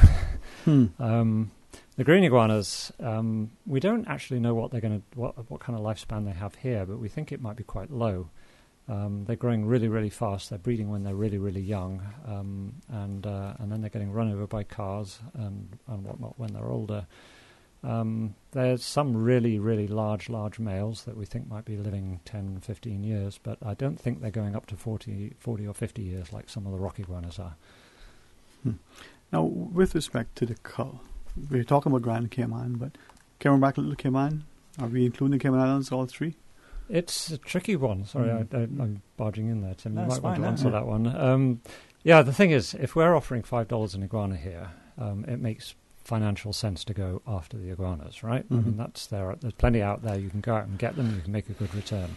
You try doing that on Little Cayman, you could spend the next 6 months on Little Cayman, you'd find one iguana and you get $5 for that. It's not worth your while. So what, people say, well, why don't you make it more valuable on Little Cayman? Let's say it's $1,000 to catch that iguana. But then you've got this huge incentive to take an iguana to Little Cayman and claim it, right? So we can't create that incentive and make the problem worse. So what's happening on the sister isles is we're working really, really hard to stop things going the way they've gone on Grand Cayman, and that means there's involvement from the Department of Environment going over to these places. We've got an intern working with us in Little Cayman permanently. We send teams over to Cayman Brac periodically, and we involve a lot of local volunteers in the sister isles in this work. So there are hotlines, there are reports, there are people standing by with guns to catch the iguanas. So there's a whole different thing going on in the sister isles, and it's very active. Okay. Now, for the colours who, for those prospective colours who want to qualify, what do they need to do to sort of, satisfy the criteria? What is the criteria? Okay. Well, we're running the registration all this week, and it's based out of the Department of Environment, which is on North Sound Road. For those that don't, we share the building with Environmental Health. So 580 North Sound Road, just after CUC. We're open for the registration at 4:30 in the afternoon. You'll be given a number. You come down there, you need to bring with you proof that you're a Caymanian, voter's ID, passport, any kind of evidence. So Cayman passport is okay? The Cayman passport is okay, but we know what the kind of the problems that a lot of people are experiencing with a Cayman passport. What of voter's ID? So voter's ID, if your Cayman passport has stamped in it that you are a Caymanian, then that's even better. If it doesn't? If it doesn't, then some other form, and we will obviously accept people vouching for you that are notary public or MLAs or people that we know, and we've had a few of those. But if people come down there and they fall foul of that registration, we are letting you go through the registration, then just come back at some point with that identification process, and we will therefore be able to give you the card which we'll have issued on the night. So bring that down and be prepared to wait. The process is quite timely, and be prepared to sign the contracts with us.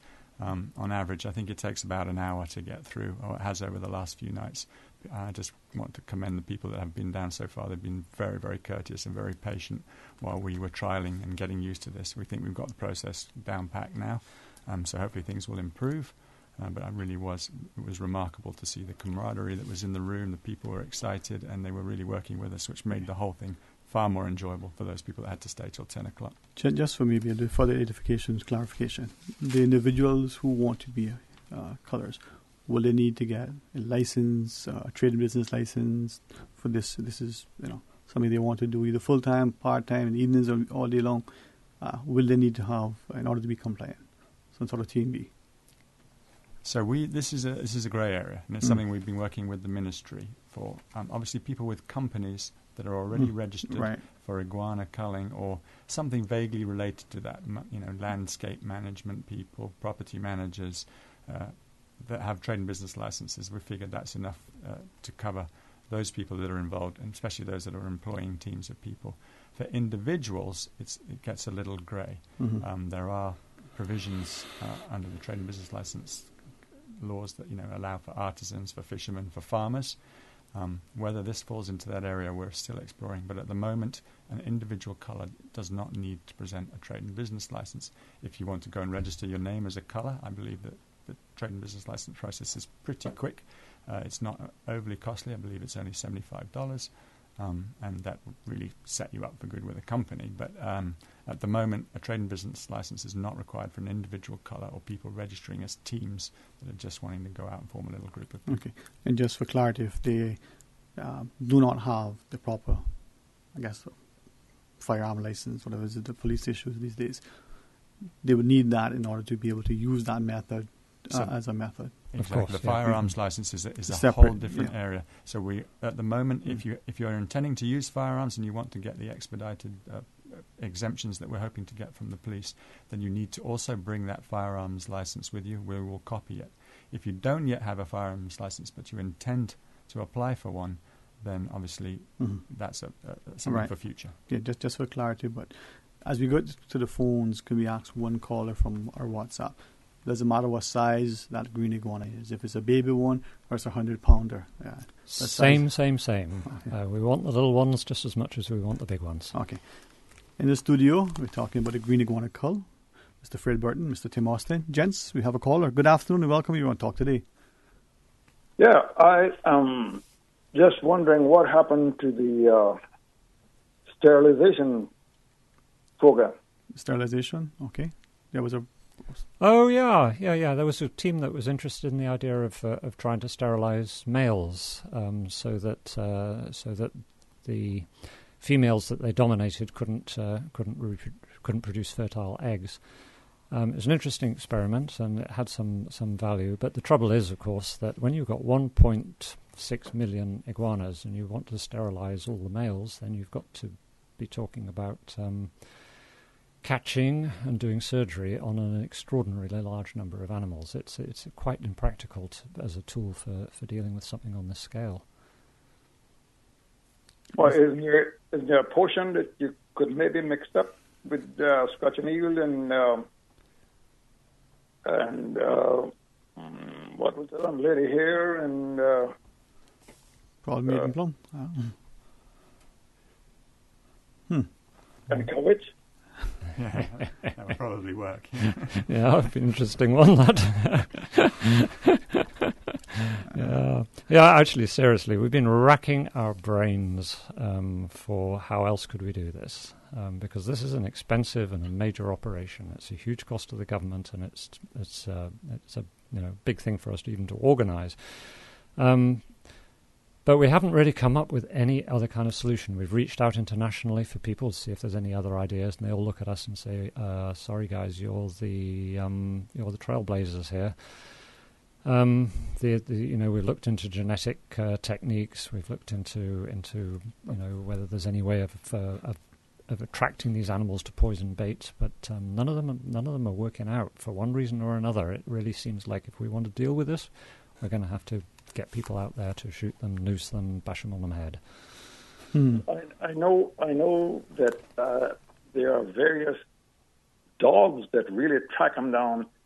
Yeah, really well. Could not really work out. Yeah, I mean, some of these colours are using dogs for sure. Yeah, there's a couple of guys I know who are very effective colours using dogs. One of them even had dogs that climb trees, but I think he lost that dog recently, so maybe not so much now. But that's part of it. That's definitely part of it. Using trained dogs. The sterilization thing is off the counter now, then off the floor. Yeah, it's pretty much. I mean, it's just not suitable for this scale of operation. The number of animals you'd have to sterilize to make an impact on a population this size is just enormous. We'd have to sterilize the majority of the males of the population to actually make it work, and that's just not practical. And maybe looking into something that would be attractive to both sides there as far as their diet. That could accomplish that same thing anyway. That's just a couple of ideas. Yeah. I'd really love it if we could come up with something like that. It would be much more effective in terms of the cost. Yes, sir. All right, thank you. All right, thanks very much. Thank you too. Thank you. With that caller's comments then, could we also ask, we recognize you're going to be registering colours in this process, but just those who have shared, well, why not just let it be anybody who wants to and not have it as another government expenditure? This is a problem for our society. We have grandmothers who are complaining that they're, tearing up their plants and destroying their gardens. So just go out and, we kill them all. We call them whatever nice euphemistic word we want to use, and not necessarily have it this way. So anyone who wants to, just take them in, not necessarily for the reward. Why go this process with the organization, with expenditure, with all the other things? You can do those things already. The iguanas aren't protected. Anybody who wants to take out a green iguana from their yard is free to do that. And a lot of people are doing that. In fact, what we were amazed about is earlier this year we did a formal request for information through the procurement's website, and we asked the people we knew who were involved in iguana culling and anybody else who wanted to contribute information, how many iguanas were they actually culling now? And it turns out that the numbers were much higher than we realized. There was some sort of 400,000 or so of green iguanas being killed by private sector operations and just people who were going at it in a year. And that was a big surprise to us. Despite all of that effort, the population was still escalating madly, and we thought, oh my goodness, this is beyond, it's beyond all of that. We're really going to have to do something major. All right. Let's pause. Stay on the good side of Miss Susan, because there are not many better sides as good. So when we come back, let's continue the discussion. Please stay tuned for Talk Today. At Seaboard Marine, customers often ask us questions about their shipments. Hi, I'm thinking of buying a car from the States. Which port do you ship out of? Hi, we ship out of Miami, Houston, and Brooklyn. Just let us know your port of choice and we can provide you with a quotation and answer any questions you may have on insuring and protecting your vehicle during its journey. Shipping shore to shore, Seaboard. From happy beginnings to happy ever after. Brit-K protects your lifestyle with the best insurance cover at the best possible price. Health insurance with far-reaching benefits. 95% of claims settled in 5 days. Low-cost life insurance. And investments. Security in retirement. With a custodian pension plan. For happy beginnings and a happy ever after. Visit Brit-K.ky or call 949-8699. Brit-K, where people come first. Thousands of Caymanians work in our cruise tourism industry. It is a myth that Cayman does not need cruise tourism. It is a fact that 4,500 Caymanians work in this industry today as taxi and tour operators, boat captains and crew, restaurateurs, retailers, water sports operators, and ambassadors at our attractions. If our cruise tourism industry is half of what it is today, what are we going to do with our people, the thousands of unemployed Caymanians? Support the peers, support our tourism. 89.9 Radio Cayman helps you to weather the storm during this hurricane season. One of the most crucial elements of hurricane preparedness is storm awareness. During the season, it is of utmost importance to pay attention to the latest local weather forecasts, as hurricanes do not suddenly form or strike. There are various methods of advanced notification. Utilizing such may be the difference between a favorable outcome and disaster. Both television and radio serve as excellent mediums with up-to-the-minute storm path information in the wake of a hurricane. Another method of tracking a hurricane may be only arm's length away. Your smartphone or tablet can be your most valuable tool before, during, and after a storm, providing countless numbers of apps with crucial hurricane information. Many apps allow you to track storms with moving radar and satellite imagery, plus offer alerts, current conditions, forecasts, advisories, and even video. This hurricane preparedness tip was brought to you by your community radio station, Radio Cayman, 89.9 FM. Talk today. But I do have some questions. Talk today. Cayman Islands' foremost listeners' participation program. Talk today. Because there are more questions than answers. What the public is saying. Waiting to take your calls right now. Sterling Dwayne Ebank.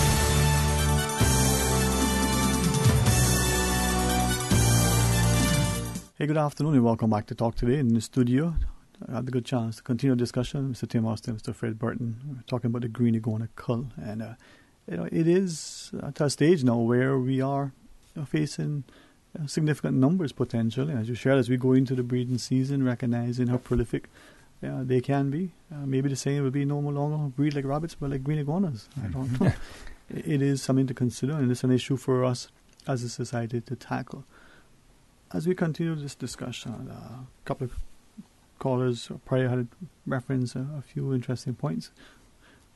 Mr. Tim? Yeah, to come back to Mr. Mario's points, he raised some really good questions and certainly things that we've spoken about. I think one of his first questions was, how did green iguanas get here? Mm-hmm. And I know certainly as a child I used to go into the pet shops in Georgetown and they had green iguanas in there. They were not, there was no restriction on bringing them in. But he asked also, was it possible that you could still import them? That certainly has changed. The Department of Agriculture issues permits to bring in animals, and DOE and the DOA work together, and we have come up with a list, and green iguanas are one of the prohibited species at the moment. But that's not to say a lot of people, and probably in the early stages, Fred can help me on this too, iguanas used to come in on fishing boats. Yep. Much like, I believe, turtles, you could keep them alive for food if you needed to. I'm not sure if it was really the case, but that's some of the stories I've heard. They were on there for food source. When they got here, they hadn't eaten them, let them run. So potentially that was a method of bringing them in. So to this date, you do need a permit to bring in a green iguana, and you'd be unlikely to get one. You don't currently have a permit. You don't currently need a permit to keep one in captivity, but it's something that we would look to address, because obviously we don't want people keeping and breeding iguanas when we've gone to this massive effort to try to reduce the numbers. Okay. And it is an invasive species. I mean, we've seen that in the media. That was the phrase that was used for them. It's a classic example of an invasive species. I mean, you think about some of the big invasive species stories of the world, and this is one of them. Mm-hmm. We're not the only place suffering from this, of course. You know, they're a huge problem now in Florida, in Puerto Rico, and in many of the islands of the East Caribbean now. They're starting to hybridize with the native iguana delicatissima over in the French Caribbean. It's an immense invasive species problem. And just to come back to some more of Mr. Mario's questions, he was mentioning about whether we'd talk to the industry on the island that's interested in exporting the meat. We're certainly working with those individuals, and that is something that we hope to promote, because obviously, you know, if we could make this a commercial interest rather than government having to pay for it, that takes a lot of the burden off of government's finances, and it becomes a lucrative thing. And much like many animals around the world, if humans are looking for it, they're very effective at reducing the numbers. And also his question about colours, will we be assigning districts? We're not currently going to do that at the moment. It just becomes too difficult to manage, and the potential for conflict when people are given a district and your mine isn't as prolific as theirs, so and such. So something we're staying away for. People are free to roam, but it's a very important caveat with that, is that they do need permission to go on people's lands. We want the public to be rest assured that we're drilling into the individual colours as they are registered. They really need to get permission to go on people's lands and to stay within the law. So hopefully the public won't be worried that there'll be a rogue group of people roaming the lands. These people do and will require permission. And to that end, he was talking about whether we would, be registering or calling people to say, hey, there's iguanas on my land. So to do that, during the registration process, we have a box where the colour that registers can agree, or they don't have to agree, but if they agree, we're going to publish a list of everybody that's available to cull iguanas, such that you can look down that list and say, hey, I know that person, I'm going to give them a call to come and get my iguanas. Or maybe you don't, you just call up the first person you see on the list. That obviously means that person now has permission, and A, and B, they're taking you to areas where there are iguanas. So we're hoping that process will help as well. Okay. So they come in, and whether it's in a neighborhood, some of the subdivisions where there's a vacant property, get permission to go in and to conduct your business, as it were. Now, so going back to the company that's exporting green iguana meat, and they're also interested, I think, in selling iguana meat locally.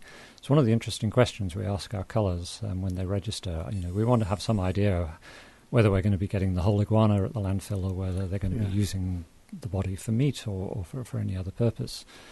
And it's very clear that the majority of cullers are revolted by the idea of eating green iguana meat, and that's an interesting thing, because in other cultures, it's completely the other way, and the iguanas are practically driven to extinction in parts of the Central America because of that, because they are so popular as a food item that people hunt them, mercilessly.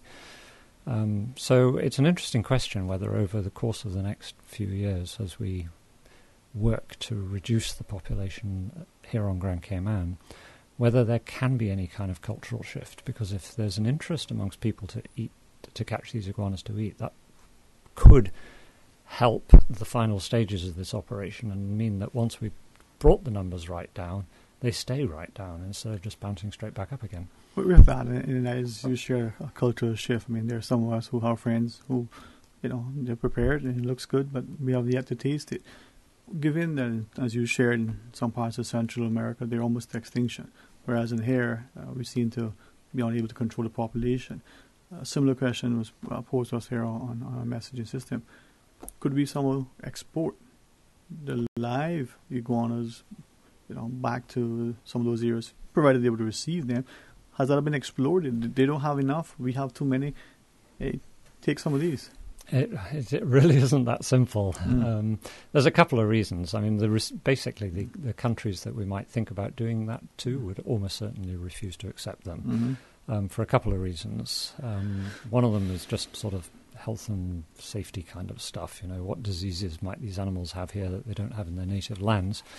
But the other thing is a really interesting one. If you look at a green iguana in Trinidad, and you look at a green iguana in Honduras, and then you go and look at a green iguana in Brazil, they're all going to look really, really, really different. And they do. They look really, really, really different. And people are starting to piece together the genetics of this, and they're starting to discover that there are probably 3, 4, 5 different species, and we're all just calling them green iguanas. And what we have here is quite likely going to be a mix, because we get iguanas from the US in the pet trade that probably came from Brazil. We've got iguanas from Honduras that came on fishing boats. Chances are they mixed up here, and we've got some kind of hybrid going on. Nobody wants those back. Right. Now, with that, and that mixing of the greens amongst themselves, what about the greens with our blues? Are we still confident that that's not possible? No, we're terrified. Because it happened with a green iguana female on Little Cayman. So a green iguana female on Little Cayman got real lonely and ended up mating with a Sister Isles rock iguana, and we would never have thought this was possible. Yeah, I remember you had a conversation, you were adamant that's not biologically possible. Yeah, because they're a different genus. This is an extremely different pair of species, but they produced young. And it's like, oh... And that young has survived? They're still alive. So we don't know if they're fertile or not. We really hope they're not fertile. But there you are. If it can happen in the Little Cayman with that iguana, there's nothing to say it can't happen here with the blue iguana. We're terrified it will. Yep. And this come back to your export question too. We are looking at that. Obviously, meat is not quite as potentially dangerous as Fred was talking about, but it is a protected species under the Convention on International Trade in Endangered Species. So shipping the meat out requires various permits for import and export, all of which can be done, so it's not impossible. But some of the costs and the prices that you see for the meat in Florida, I don't know if anyone's got time, and I know the Internet's a source of both accurate and inaccurate information, but if you Google the price of processed iguana meat as an exotic meat in the US, I promise you'll see figures ranging from $40 to $60 a pound, which is just insane. We just throw the cash away, right? Well, certainly as this continues, whether you're individual or collective, whether yourselves or others, please accept the invitation to come on, give us an update, share with us some more. I see how fast time flies when you're having fun. Any quick closing thoughts, Mr. Yeah, I just want to make sure I was clear about the registration process. Yes. The Department of Environment's open from 4:30. We're going through to 7:30. We had to shut the door the other night at 7, which was really a bit unfortunate, but we were so overwhelmed. Hopefully that won't happen again. So the doors are open 4:30 and we'll be closing at 7:30. We're open all the way through to Friday this week to register. And at that point, if we've met our quota, we'll probably close it. There is a potential we'll extend it and adjust it as we go into future. So if people, don't feel completely discouraged if you don't make it this time round, I'm sure there will be other opportunities. But yeah, this week certainly 4:30 to 7:30 at the Department of Environment. Bring down your documents and get registered. All right, bring their proof of Caymanianness. Yep. Yeah, accent will do. I wish. That's a conversation for another time. All right. Hey, thank you all very, very much, and look forward to maybe continuing the discussion as we go forward. We'll pause now and take a break. When we come back after the news, we'll actually rejoin us. Stay tuned for Talk Today. Radio Cayman, maintaining the innovation.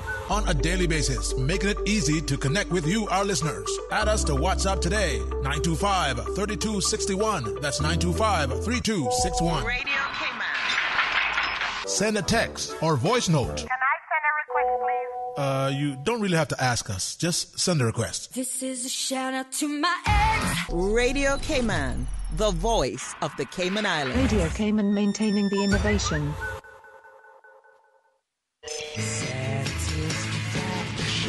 Satisfaction information is guaranteed 24 hours a day, whether it's music or information. From Grand Cayman to Cayman Brac to Little Cayman, we've got you covered. You ever hear a thing like that? Radio Cayman in the Cayman Islands. Radio Cayman.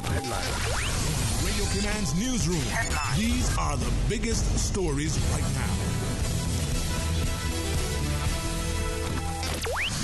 The 2018 Stood Up Interscholastic Fair, organized by the Family Resource Center, doubled the number of participating students in its second year. 85 students, representing 13 government and private schools, displayed 40 anti-bullying themed projects at the Arc in Cayman Bay on Saturday. Members of the public viewed the creative projects and obtained anti-bullying literature and relevant information from the fair's partner agency booths.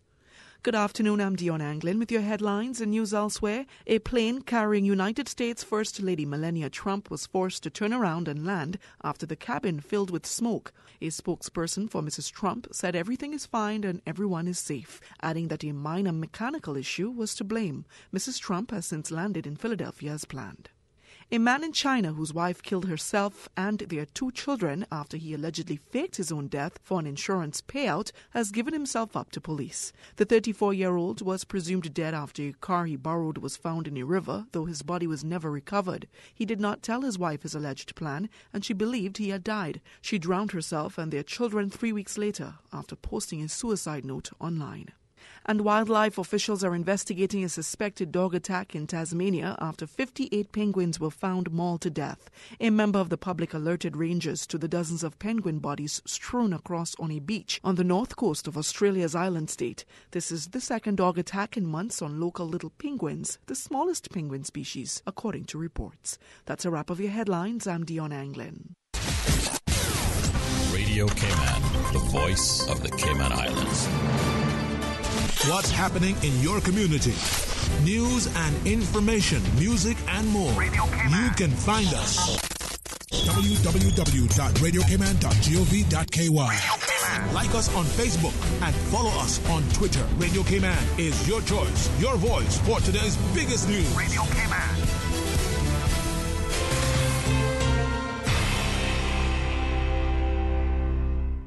Is this thing working? Give me some sound over here. Every Monday through Friday from 3 to 6 p.m., Radio Cayman's Super Jam Show, the #1 drive time entertainment show for your radio, featuring Will Sinatra. Now, sound is everything. Enjoy a mix of pop, hip-hop, reggae, and calypso, and an entertainment trivia section. The Super Jam Show is fueled by the proud sponsorship of the Cayman Islands Football Association. CIFA, building a better future for Cayman football. Talk today. But I do have some questions. Talk today. Cayman Islands' foremost listeners' participation program. Talk today. Because there are more questions than answers. What the public is saying. Waiting to take your calls right now. Sterling Dwayne Ebank.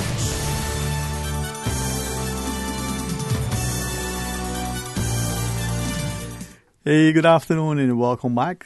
Thank you so much for joining us. And as we have this opportunity to continue the discussion, a quick reminder, if you want to be a part of this upcoming, Green Iguana Cull, by all means, check out the good folks over at the Department of Environment. You have up until about 7:30 in the evenings to get registered and bring along your qualifications, your documentation to establish that you're Caymanian. And Mr. Tim Austin, he's a fine gentleman. He'll certainly guide you through fairly and very expeditiously. In the studio now, as we talk about, Cayman's government upcoming Sports Day, good company, of, I think as I look at my notes, Muhammad Ali and Carl Lewis. Oh, sorry, that's tomorrow's discussion. Jamal Anderson and Matthew Yates joins us. I know Jamal. Matthew's going, which one was with Ali? Well, that has to be me, the champ. You know. Here we go.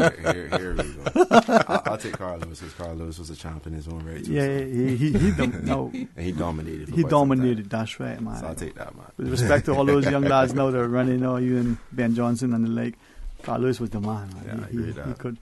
He could run. My favorite sprinter, man. Favorite track and field athlete. All right, fair enough. See that? Good choice. That's why we get along so well. You thought it was a good looks that we shared in common, eh? Well, that too. That was the hype. But this upcoming Sports Day, we recognize that sports, it builds camaraderie, friendship, teamwork. It not only is good for the body, it's good mentally. yes, there's a physical attributes, but it develops within you this thing. Now, I know that because I watch guys all the time playing sports. I'm going, man, if only one day I could play sports. Matthew, you're the communicator amongst us, The sports day? Yeah, sports day, Sterling, as you said quite well, is, boils down to building that sense of community, building that sense of bonding that, quite frankly, people are not going to experience on their day-to-day duties in the office. Because at the end of the day, Sterling, when you stop and look at it, you see, commerce and infrastructure folks and financial services and, legal affairs folks. All these different people are in very different areas of the building and in different lines of work. Mm-hmm. And many times we don't really have a chance to socialize or have a chance to get together except in settings like this. Yeah, we interact and conduct, the business of the country on behalf of our clients. Exactly. And we don't engage in that camaraderie, that competitive thing that builds teamwork. Mm-hmm. No, I'm glad Jamal's on my team, so we go in. You sure about that? I can't make no promises. I'm a bit out of shape, but just to follow up on what Matthew was saying, this is the second time around for us doing this. I must say that it's been done before. Just want to clarify. So departments have had sports days before.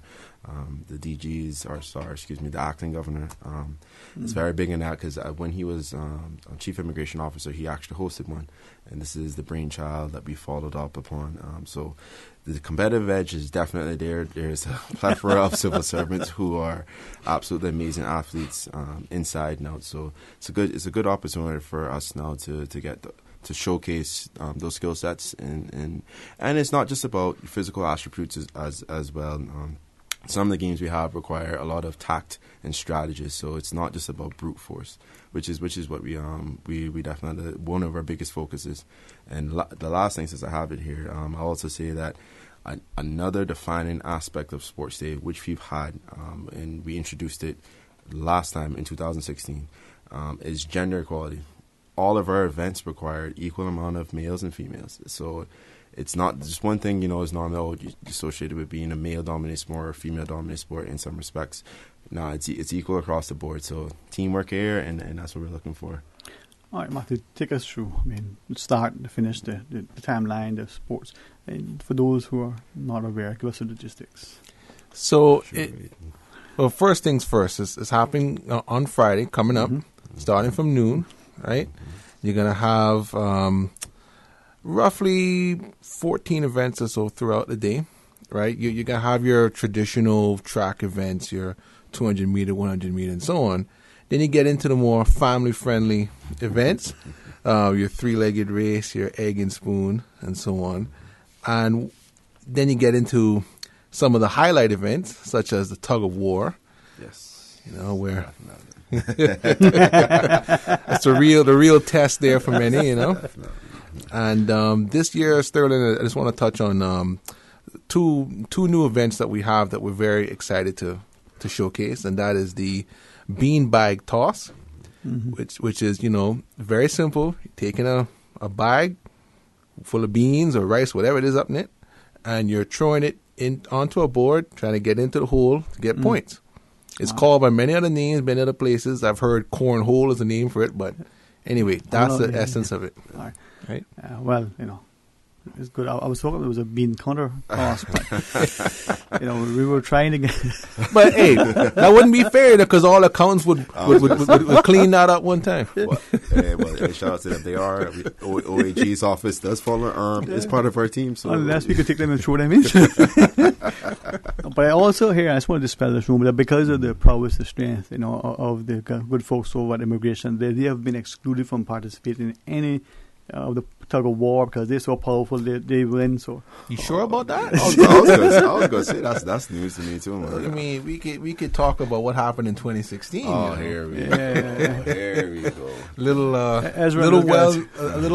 unsung unit there under financial services with commerce and environment got up and shocked Many. You guys ended up winning last time, didn't you? Tug of war, You won tug of war. Yeah, and shout out to Ministry of Home Affairs. Yes, we know you guys no longer exist, but you were the champions in 2016. I'm telling you, people are taking offense, man. It's like, well, we won it, and we can't be represented. So, Yeah. but it is what it is. You know, the structural changes take place in government. That's right, man. You know, just come on a winning team, join us, right? No, well, I like how you think. That's a great promo. There you go, man. No, with this, we're talking Friday midday, right? Where's it going to take place? Because I heard initially we're going to go up to the Brack on the Bluff, and that's out of the no. You can go there mentally, but physically, we're actually going to be a true sports complex. I just tease them. And this is, we look at in the corporate sector, whether here local or international, you know, large organizations or even industries, they get together as part of the team building, as part of that camaraderie, as part of the need to ensure that there's that networking. They spend half a day or a weekend, very expensively, very engaged, involved activities amongst the sector, their employees. You know, we do the same so that the public benefits at the end of the day. We see each other, we develop a greater fix for one another. You know? Couldn't have said it any better than myself, Mr. Stern. You share my notes. Well, yeah, that is the overarching goal, because I know a lot of times civil servants, our goal is, our job is, our mandate, I should say, is to serve our people. At the end of the day, I just want to reemphasize that government essential services will still be running as operations as normal. Those who aren't operating essentially on the skeleton crew are invited to attend our event. So no, just want to make that clear. Government will still be operating as usual, as per usual, on Friday as well. So another day, another guest. I would try to be funny, but not today. I'll leave that for another time. Matthew's like, I was about to quote that famous fisherman, right? Not today, Bobo. There you go. But the public, you know, some of us may have the day off, some of us may have a lunch hour. Spectators and cheerleaders welcome. Everyone is welcome to come out to our event.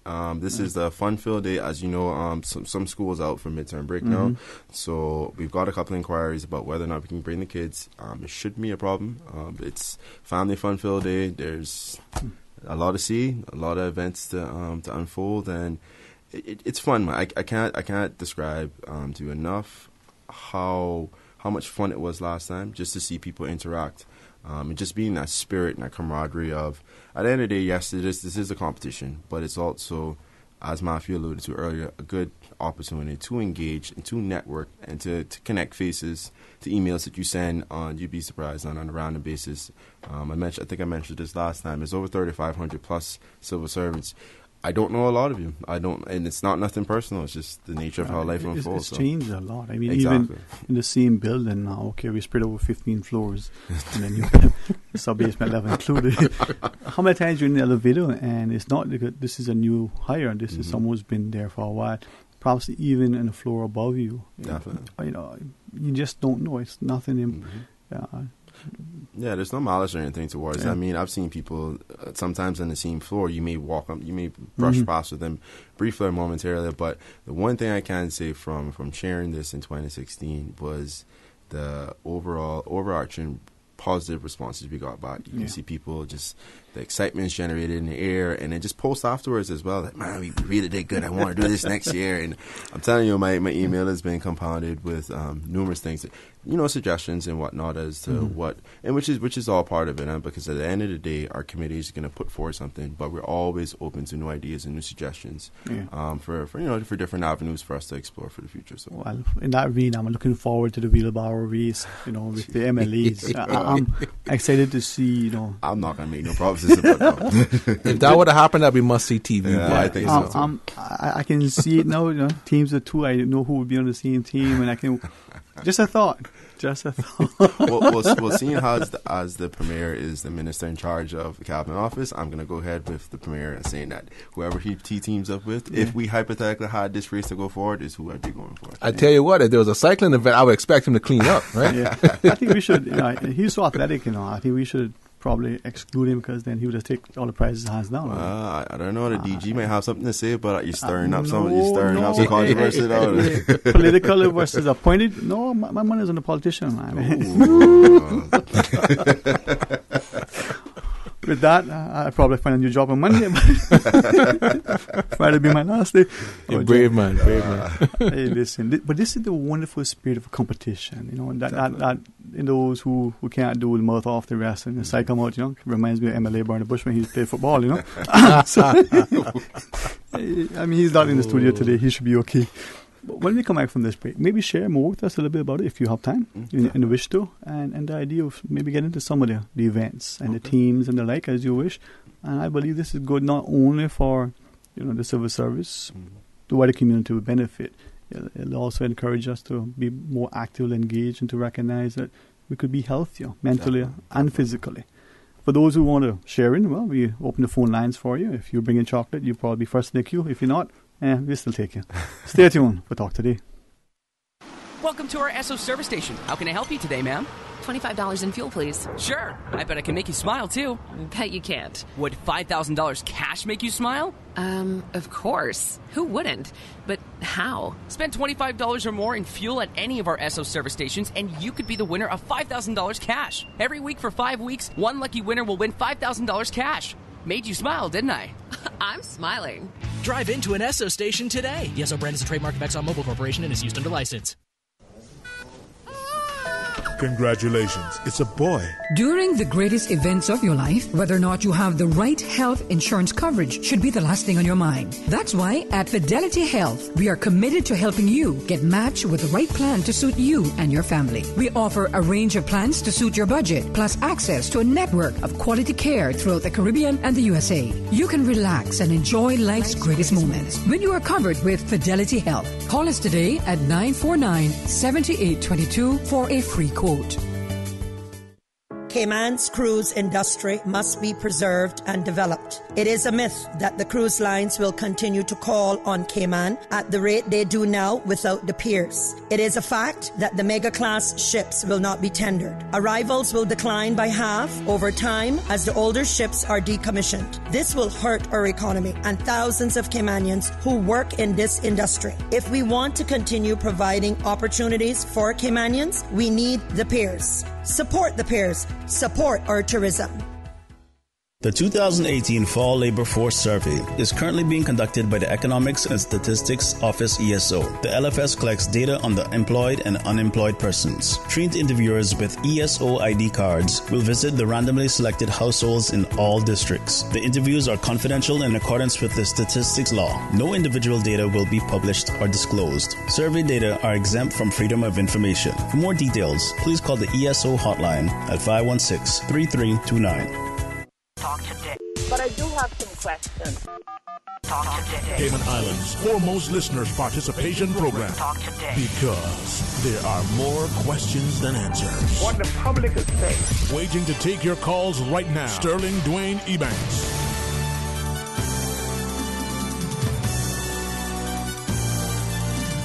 Hey, good afternoon and welcome back. And thank you so much for allowing us to present to you another opportunity that the Cayman's government is trying to, in my view, trying to ensure that like any corporate entity, you know, that we want to build camaraderie, teamwork, a sense of strong work ethic and appreciation that, you know, you have internal as well as external customers, and the importance of health and well-being, physically as well as mentally and spiritually as well. In the studio, you know, good company of Matthew Yates and Jamal Anderson to tell us about the upcoming sports day. So this Friday, not on the Bluff, but at the Schwimborn Sports Complex. Right. Okay, not all day, but just at midday. Oh, you're funny. He's like, I don't know. But no, it's going to be fun. Matthew, you were sharing this. Tell us some more, man. Yeah, I was saying like one of the other events to be looking out for this year is called the Get Dressed for Work event. Mm-hmm. Now, it sounds simple. It's all about, you know, getting yourself ready for work. So if you're a guy, you're going to be thinking about your tie, thinking about your, you know, your slacks and all that. If you're a lady, thinking about, you know, getting your purse right, your skirt right, and whatever. But, you know, we've laid it out. We have it designed in such a way that I think by Friday night, people can have a better appreciation for getting ready for work in the mornings. and with that, I think those watching will start to see what it actually takes. And that perspective is going to be changed and sharpened, I believe. Because being ready, you know, is have to be there, right? we did a similar exercise once with some students. Are you ready for school? What is that? Mm-hmm. And you start to think it was only an academic exercise. They didn't have to do anything physically at that point, but they saw, it wasn't what they thought. Oh, this one is definitely a physical exercise. It's definitely will be fun to see. Again, like there's most other events that we have here. I know we touched on some. I touched on a couple of them. The three-legged race, usual. Egg and spoon is always fun to watch. The sock race is also another fun one, but. Spills and thrills with that one. I'm telling you, but I'm telling you the look on people's faces, just to see it there is definitely something that it's priceless. I think people got to make sure to look forward to the highlights on CIG TV. Oh, yeah, definitely. And now, funny you mentioned that. We also, as you know, Radio Cayman be out there briefly broadcasting. I suppose SIG TV. Additionally, we actually have a hashtag that you can attach any of your photos, and we want to just continue to promote that again. It's CIG Sports Day. So hashtag CIG Sports Day. Please upload your pictures of what your friends and family. We're all about spreading the love here, and just to promote the fun that you had today, and just let the world know what we're about, in good Cayman kind of spirit. And it's fun. It's important, and to hear some of the banter just now as a lead up note to it. Oh, we're gonna beat now. You know, all this false witness I'm hearing here makes me want to start using some scriptures. So it'd be funny. So I should challenge Matthew to a 100-meter race, but that's kind of tilting the means I might find. I mean, if you would give him a fair advantage, you could do it on your hands and knees. Maybe just do it in a handstand. I'm not saying all that, Matthew. I know that. Wow. Come on, man. I mean, he would beat me in tug of war. So to be fair, well, that's very kind of you, which is very true as well. Yeah. Maybe. Oh. Yeah. All right. No, but it's important, I think, that we do this and we recognize that there's a lot of organization behind, because in addition to just making the logistics, just so we have to continue our daily job. And oh yeah, I will say this. I know Matthew won't speak to this, but all the members on the Sports Day Committee, if I can just take a second here now, Denise Delpesh, Tatiana, Charmaine, Barbette, and Matthew. I co-chair with Barbette. I just have to say that the amount of work that the committee has put in to get this together up and operational, it's just fantastic. I mean, the DG gave us a mandate via the Wellness Committee, and the Sports Day is a subcommittee of that. Just tireless efforts just to get this up, and at the end of the day, we look forward to seeing the results of the work we put in.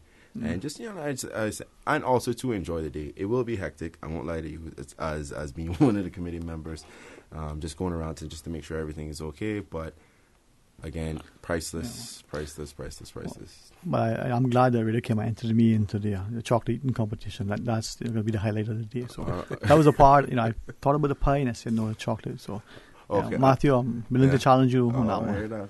Well, I don't think I'm your biggest challenger, but okay. That's why I'm challenging you more for me. With Schwarzenegger. I would love to have a cassava eating competition. I'm just saying that, but no, man. Who eat the most breadfruit? Huh? Well, at the end of breadfruit chips, yeah. Exactly. No, man. Steamed. Boiled. I mean, come on, no, let's bring it up. The hot sauce. That's the fast way to get the itis on a Friday. No, man. But this is, I think, what this does, for us, and what it sort of causes people to appreciate. Because even some of the more sort of physically demanding, whether it's the tug of war or whether it's the track and field events, it'll demonstrate that within our colleagues there are some who are very athletic, who have been conscious despite the long work hours, to look after their bodies and be healthy. And then it should cause someone to realize, wow, the most exercise we get is jumping to conclusions, Sorry. we rarely, stop to reflect on how inactive we are and are becoming. And Sterling, onto that point as well, I would say, for example, in an event like tug of war, the power of teamwork really shines through. Yeah. Because you can't have one man trying to be a hero doing all the work and a couple people standing around and say, oh, this looks nice, let me just hold the rope for a while because, you're gonna be on your backside in no time. That's the truth. Yeah. We do have. I just want to reemphasize that we do have a plethora of civil servants who are just the standard goal of what we would consider to be athletic, elite athletes. So definitely looking forward to see how they compete against each other. And again, we touched on this earlier, but team captains, I have to give a shout out to all of them. It'll take too long to mention them all now, but the point is they also put in a lot of work strategizing who goes where, who does what. And Matthew alluded to earlier, yeah, you can be strong, you can be fast, but we also have a restriction on the amount of events any one person can or can't do. So that also adds, another layer of equaling, causing balance and consistency across the board. So, yeah, and I think that's where we look at it. But that's life too. I mean, within families, within communities, within societies, within competitors, you don't always have it. And if they'll forgive me, but this is why I think it's important for us to embrace that mandate of attracting and retaining the very best, that we can to the civil service, so that we're able to provide not just an world-class service, but respond to the needs and demands of the private sector, but also as a regulatory function, as policymakers, deliver what is best long-term, for the greater good. Definitely. And it takes two hands to clap, right? Yeah. Unless you're Matthew, you can just snap it through, man. All day. All right, man. Gents, it's always a pleasure talking to you, privately, publicly, always an opportunity. But as we, sort of wind up our discussion, we look at Friday, and then we reflect on it over the weekend, going forward into next year's preparation, even though we haven't, concluded Oh, yeah, it's today. already started, trust me. In closing thoughts, Mr. Anderson? For me, I just want to extend an invitation out for those who may have time to come out. This is support a friend or someone, a colleague, someone you work with. Could be your mom, could be your dad, a family relative.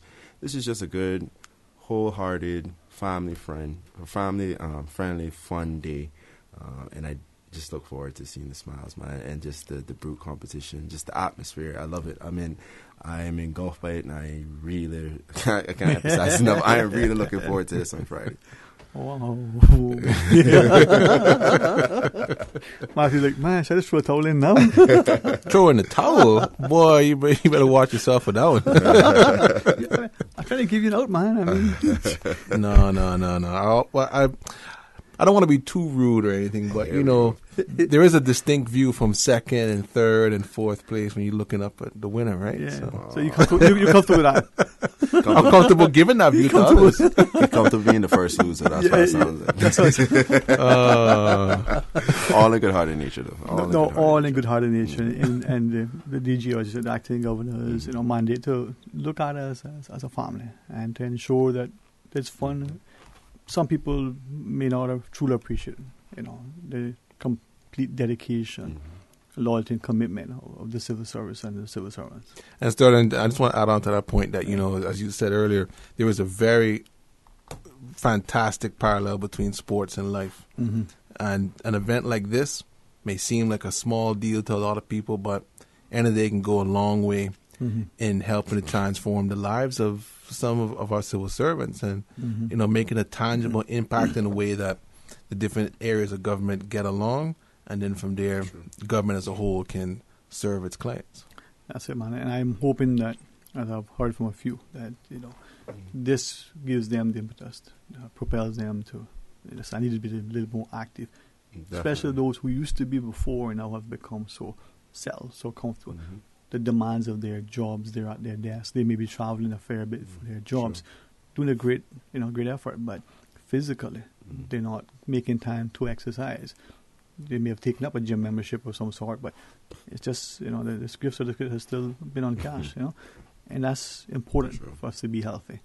And I commend you for doing this, you and the entire team putting this together. And for those who will be participating, and for us who will be spectating, hey, we're going to be right there cheering loudly for you. Sounds good. Gents, thanks very much, man. And thank you for having us as well. It's an honor. Thank you for taking up the. And for those, again, the invitation is to the public. If you can come out and if you can't laugh at us, at least laugh at us. I mean, it's going to be fun. Make sure CIGT get you the refunds. There's going to be some good things happening on Friday at the Trombone Sports Complex. As we close out, just a quick reminder on behalf of the Department of Environment. If you're interested in being one of the colors, just go down to their offices, call them, find out. They'll give you the information. They'll tell you what, as Mr. Austin shared earlier. If you come down and you don't have all the documentation, but you can come back, bring what you have. They can guide you in the right perspective. Has to be a way to demonstrate that you're Caymanian. We'll find that out, and they'll tell you how best to do that. So that probably is going to close off very shortly. If I could, if she doesn't mind me somewhat highlighting her, the wonderful, as I used to call her, Miss Lady Lavinia way back when. I think everybody would think of the Bank of Nova Scotia or Scotia Bank or whatever they call it, and we think of Lavinia. Well, she's been there, 4+ decades. I don't want to make it sound any longer. Almost 5,000 years. Her retirement has been, announced, and she's been a wonderful lady who's been in the community and banking and inspired many other young ladies into banking. She's been a mentor. So as she enjoys her retirement and travels the world, hopefully she remembers to bring back chocolate for me as she goes around. But other than that, enjoy it. Gents, I thank you for letting me take a few minutes. But people like her who have, been very diligent in her profession, who worked with the same entity for longer than Matthew, me and you combined have been alive, right? Because we're not there yet. We're still young, right? Yeah. We're a bunch of young sisters. There you go, might be able to include Jamal in that. So, Miss Lavinia, blessings to you, Mom. I pray God continue to guide you, keep you healthy. And just like the days when she was reading the stage, she looks as young today as she did back then. So, for those of us who are starting out, recognize that if you want to get to somewhere, you have to be diligent. You have to, press on and continue to study as she has done. And maybe one day you'll celebrate too, 4+ decades in an organization. Not too bad, eh? Not too bad. What you say, Bobo? All right. I'll come back tomorrow. Is it Thursday, Miss Susan, already? When tomorrow rolls around?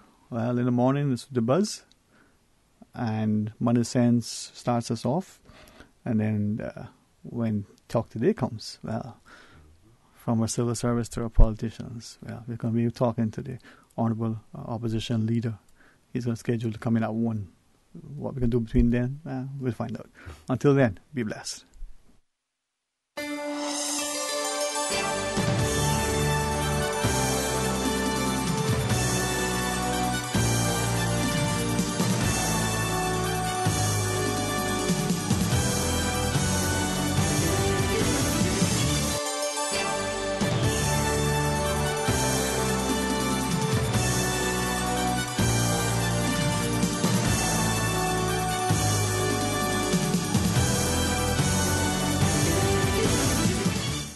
Shaken yet standing firm.